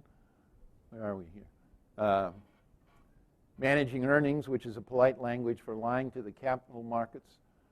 Board members and officers, what do you and I stand for in relation to our company's values?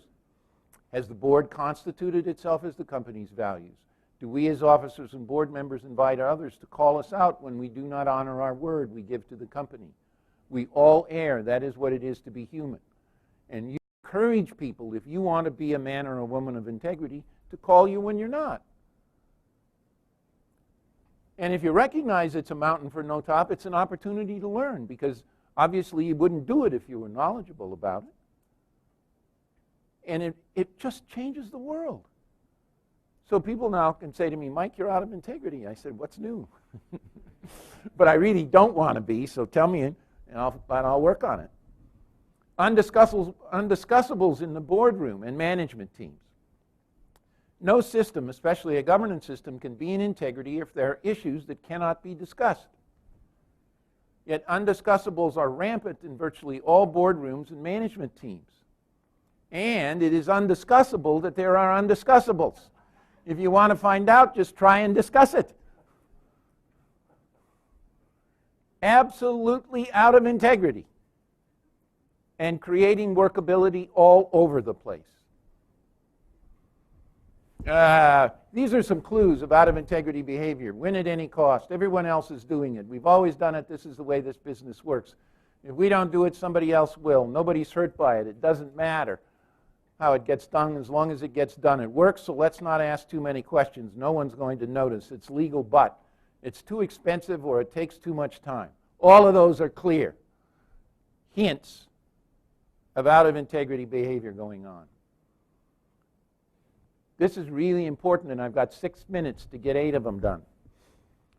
Almost all people in organizations fail to see the cost imposed by the violations of the law of integrity. And by the way, you helped contribute to this lack of integrity because you notice you didn't all arrive at the appointed starting time. As I said to the dean, I said, we can't start the seminar on integrity late. But it didn't make any difference. You all kept coming in well after the start time. So, I'm not picking on you now, but you needed to announce it. All right. The unworkability generated by the lack of integrity occurs to people and organizations as the consequence of something other than the violations of the law of integrity. Real important. For most of us, the breakdowns and confusion that is the mess in our lives is just the way life is, like water to the fish or air to the birds. Most people rationalize or explain the mess in their organizations and their lives without getting to the out-of-integrity behavior that is the actual source. Does that ring true? Yes. That's a big step forward. This is state of affairs. This is an example of you cannot manage what is undistinguished. If it's undistinguished and you can't manage it, it's running you. And that ought to make you uncomfortable. The veil of invisibility, the integrity-performance paradox. People and organizations, while committed to performance, systematically sacrifice integrity in the name of increasing performance, witness Walmart, and thereby reduce performance. Now that's clear idiocy. Read that sentence again. How can this occur? If operating with integrity is so productive, why do people systematically sacrifice their integrity and suffer the consequences? And why are they blind to these effects? The 8 causes of the veil of invisibility. And could let me say, I'd like to finish this. It probably takes 7 to 10 minutes. Anybody that wants to leave when the time is up, please leave. Do it quietly. Nobody's obligated to stay. I'm out of integrity for running long, but I would like to finish this for those who would like to hear it. Nobody else is obligated. And that doesn't matter if you're sitting in the front. The first cause is seeing integrity as a virtue. For most people and organizations, integrity exists as a virtue rather than as a necessary condition for performance. As a virtue, integrity is easily sacrificed when it appears a person or organization must do so to succeed. For many people, virtue is valued only to the degree that it engenders the admiration of others, and as such it is easily sacrificed, especially when it would not be noticed or can be rationalized. Sacrificing integrity as virtue seems no different than sacrificing courteousness or new sinks in the men's room to be really ridiculous. And I really want you to dwell on that. We don't have time.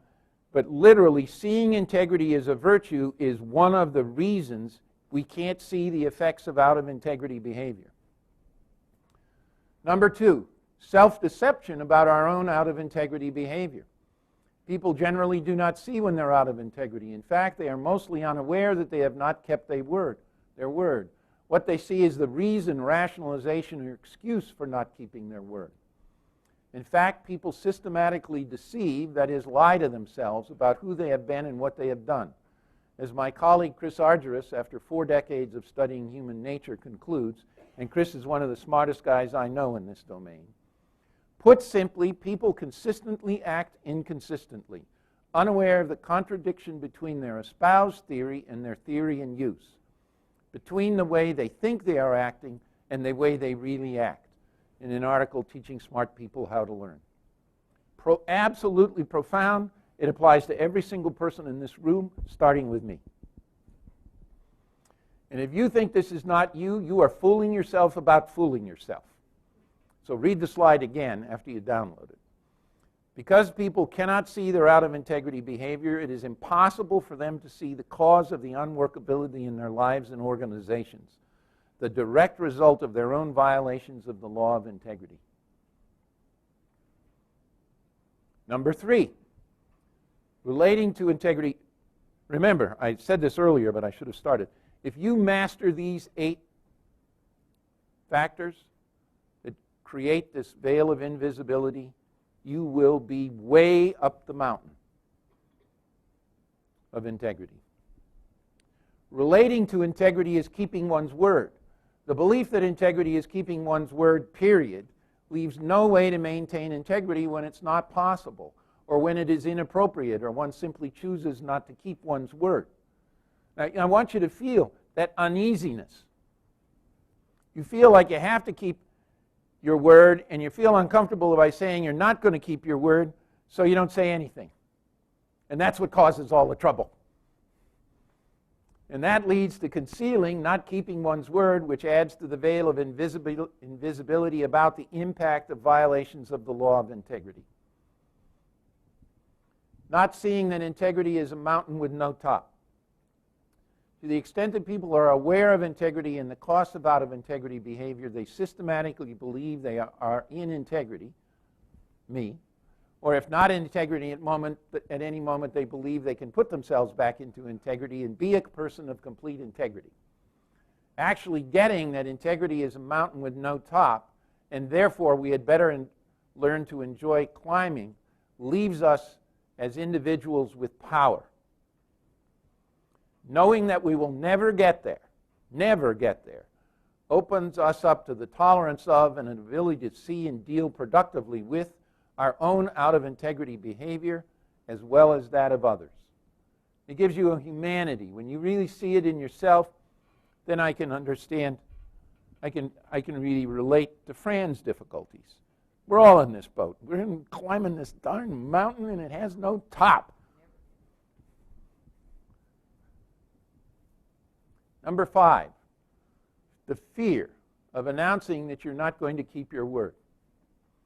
When maintaining your integrity, acknowledging that you are not going to keep your word and cleaning up the mess that results, occurs for you as a threat to be avoided, like it was when you were a child, when you broke the bowl, rather than simply a challenge to be dealt with, then you will find it difficult to maintain your integrity.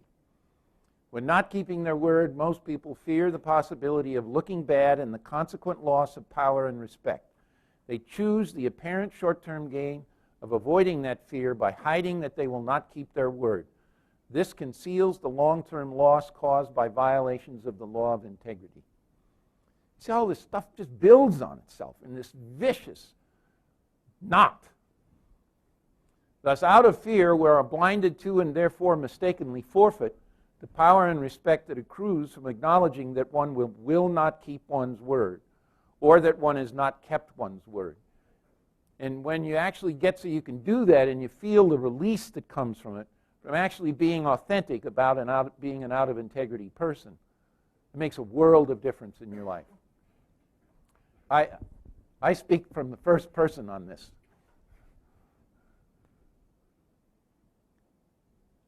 Number 6, integrity is not seen as a factor of production. That leads people to make up false causes and unfounded rationalizations as the sources of failures and difficulties, which in turn conceals the violations of the law of integrity as the source of the reduction of the opportunity for performance that results in failure. Number 7, not doing a cost-benefit analysis on giving one's word. When giving their word, most people do not consider fully what it will take to keep that word. That is, people do not do a cost-benefit analysis on giving their word. I'll have lunch with you next week.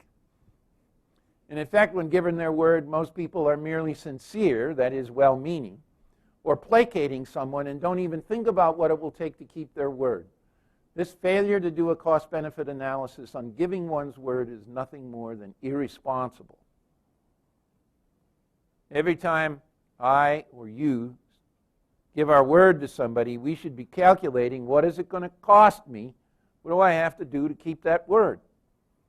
And do it before I give it. Such irresponsible giving of one's word is a major source of the mess left in the lives of people and organizations. Indeed, people often do not even know they have given their word. People generally do not see the giving of their word as, I am going to make this happen. If you're not doing this, you will be out of integrity, guaranteed. Generally, people give their word intending to keep it. That is, they are merely sincere. If anything makes it difficult or even inconvenient to deliver, then they provide reasons instead of results. Does that sound common amongst the other people in your life? I'm not talking about you, of course, just the other people in your life.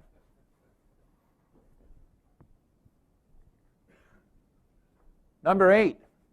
Now this one, by this time people really get kind of blown away. doing a cost-benefit analysis on honoring one's word. This is the one I told you earlier blew me away. It took me a full year to come to grips with this.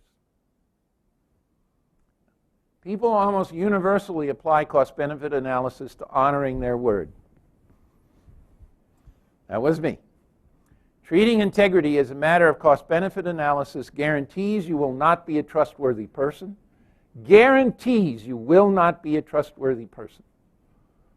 And with a small exception, it guarantees you will not be a person of integrity. This is the thing I want in every business school curriculum.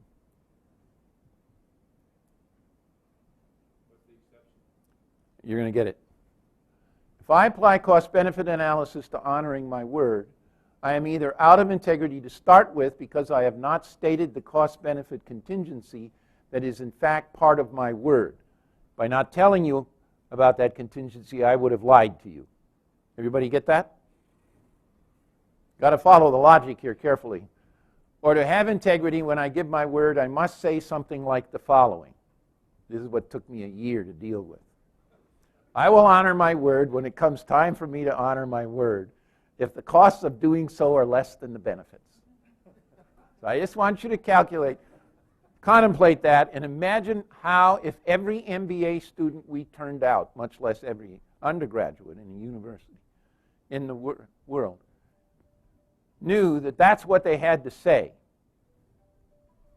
I will honor my word when it comes time for me to honor my word if the costs of doing so are less than the benefits. So what have I just told you?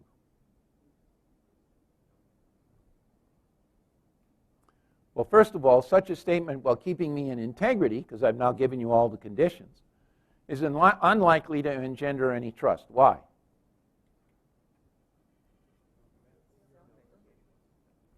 In effect, I just told you that I am an unmitigated opportunist. My word means absolutely nothing. Suppose I didn't give you my word. I would have done it if the cost was less than the benefits. But I gave you my word, and then I find out the cost is greater than the benefits, and I say, sorry. That was me. And that took me a full year. How could it possibly be that cost-benefit analysis leads to the wrong answer? Well, that's it. If I don't lie to you by hiding it, then I've just told you my word means nothing. I think unless you do the cost-benefit analysis from the point of view of the person expecting your word, and in some cases then you don't bother to deal with it. For instance, if it's an immaterial lateness, or if you'd be bothering your investors unnecessarily for something that's significantly immaterial. So if the communication cost is very high, because you're dealing with a lot of people, and it's not that you're just trying to hide the fact that you're not delivering. I mean, none of us would do that, right? We wouldn't not confess in public just because it might embarrass us. But there's a legitimate point to be considered there. But if it's just dealing one-on-one, it will always pay you to deal with it and to do your best, to honor your word and clean it up. Always. It's exactly then that you generate trust. And remember, trust is what happens over there. And when I go to you and say, you know, I didn't keep my word, or I'm not keeping my word, and now I'm really want to do everything I can to clean up the mess I've created for you, that makes a huge difference. The next time I give you my word, you'll treat my word very differently. I tell you, just try it. The trust appears, this is counterintuitive, almost immediately when you confess that you're not going to do it. And you do your best to clean up the mess. And we know in our bones we don't want to do that. There's got to be a way around it. That's why it took me a year to deal with it. In a sense, I've given you my word that you cannot trust me to honor my word. At best, you're left guessing what costs and benefits I will be facing when it comes time to honor my word. And if the costs are greater than the benefits as I see them, I will not honor my word, so therefore my word is meaningless. Therefore, I would be for you an untrustworthy person. The bottom line, if you choose to be a person of integrity, you have no choice when it comes time to honor your word. No choice.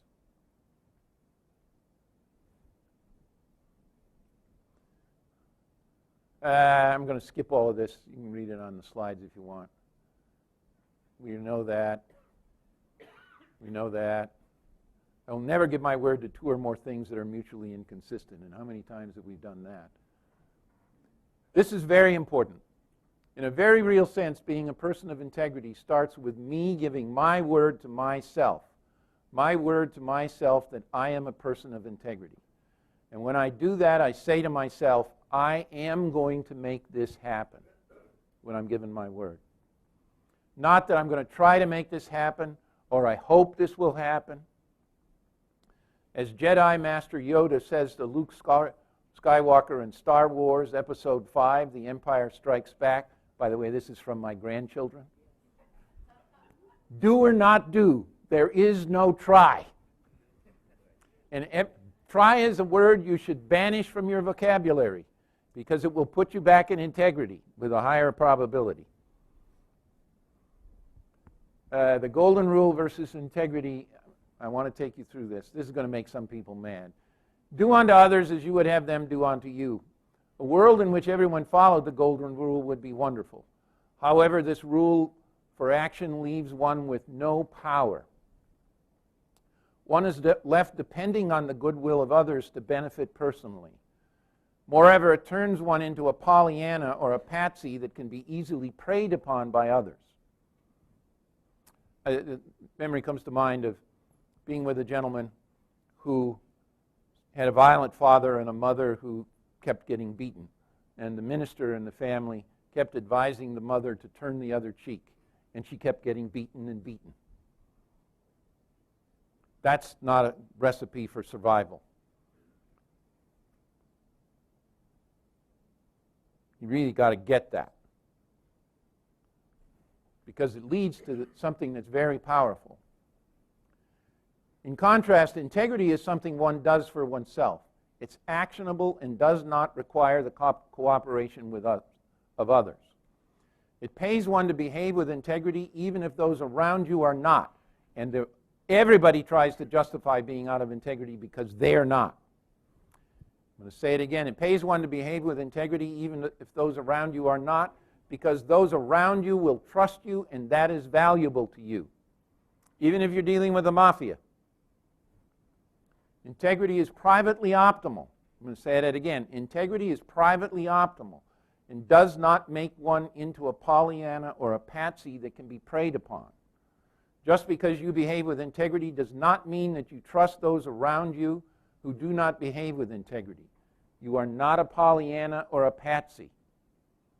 There's a lot of power in those words. Pay attention to them. The result is workability, greater performance, greater value and joy. And the equilibrium that results is something close to the golden rule will be realized. I do want to go through these because I think it'll give you a picture of what life is like without it. It is my word through which I define and express myself, both for myself and for others. It is not too much to say that who I am is my word, both who I am for myself and who I am for others. It follows that in order to be whole and complete as a person, my word to myself and others must be whole and complete. Self-disintegration, violating the law of integrity, not honoring your word to yourself and others, results in self-disintegration. And self-disintegration limits what you can be. Said another way, each out of integrity act reduces your opportunity for performance, thus reducing what it is possible for you to be. And each out of integrity act also reduces your ability to realize what it is possible for you to be in that now shrunken opportunity set. And with this, we're going to end. When you honor your word to yourself and others, you are at peace with yourself and therefore act from a place where you are at peace with others and the world, even those who disagree with or might threaten you. I've had enough experience with this over the last 8 years that I can tell you that this is true, even with a jerk like me. You live without fear for your selfhood, that is, who you are as a person. There's no fear of admiration, of losing the admiration of others. You do not have to be right. You act with humility. everything or anything that someone else might say is okay for consideration. No need to defend, explain yourself, or rationalize yourself. You are able to learn. I am not kidding. This actually happens to you as a person. It's often mistaken as mere self-confidence rather than the true courage that comes from being whole and complete. That is, being a man or a woman of integrity. A critical, important element of being a leader. These are the last two slides. A picture of integrity. What would your life be like and what would your performance be if it were true that you have done what you said you would do and you did it on time? You've done what you know to do and you did it the way it was meant to be done and you did it on time. You've done what others would expect you to do even if you never said you would do it, and you did it on time, or you have informed them that you will not meet their expectations. And you have informed others of your expectations for them and have made explicit requests to those others.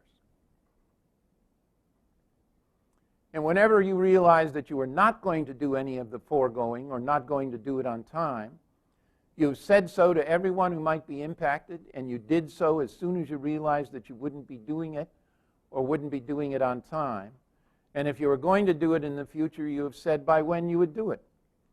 And you've dealt with the consequences of your not doing it on time or not doing it at all for those who are impacted with your not doing it on time or not doing it at all. In a sentence, you've done what you said you would do, or you have said you are not doing it. You have nothing hidden. You are truthful, forthright, straight, and honest. And you have cleaned up any mess you have caused for those depending on your word. And almost imaginable, what if others operated in this way with you? Just imagine that world.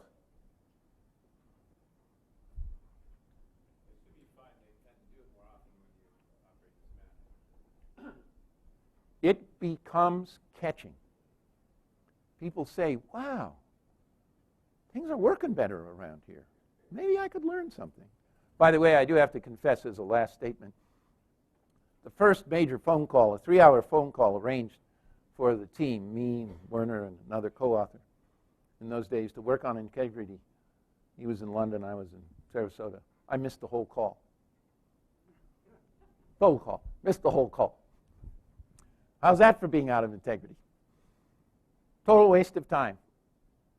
I didn't have my cell phone with me. I hadn't noticed that it was in my calendar. I was in the guest house working with somebody else. I had all kinds of reasons and excuses. Boy, did I feel shitty. Anyway, that's it.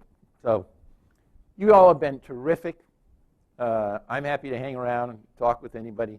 I've kept you late. I've been out of integrity. I gave you all an opportunity to leave, and that helped a little, but you've been great. And I personally can tell you, for some reason that I can't quite understand, I've enjoyed giving this seminar more than anyone I've ever given. And I think that's because of you and the listening you are. So thank you very much.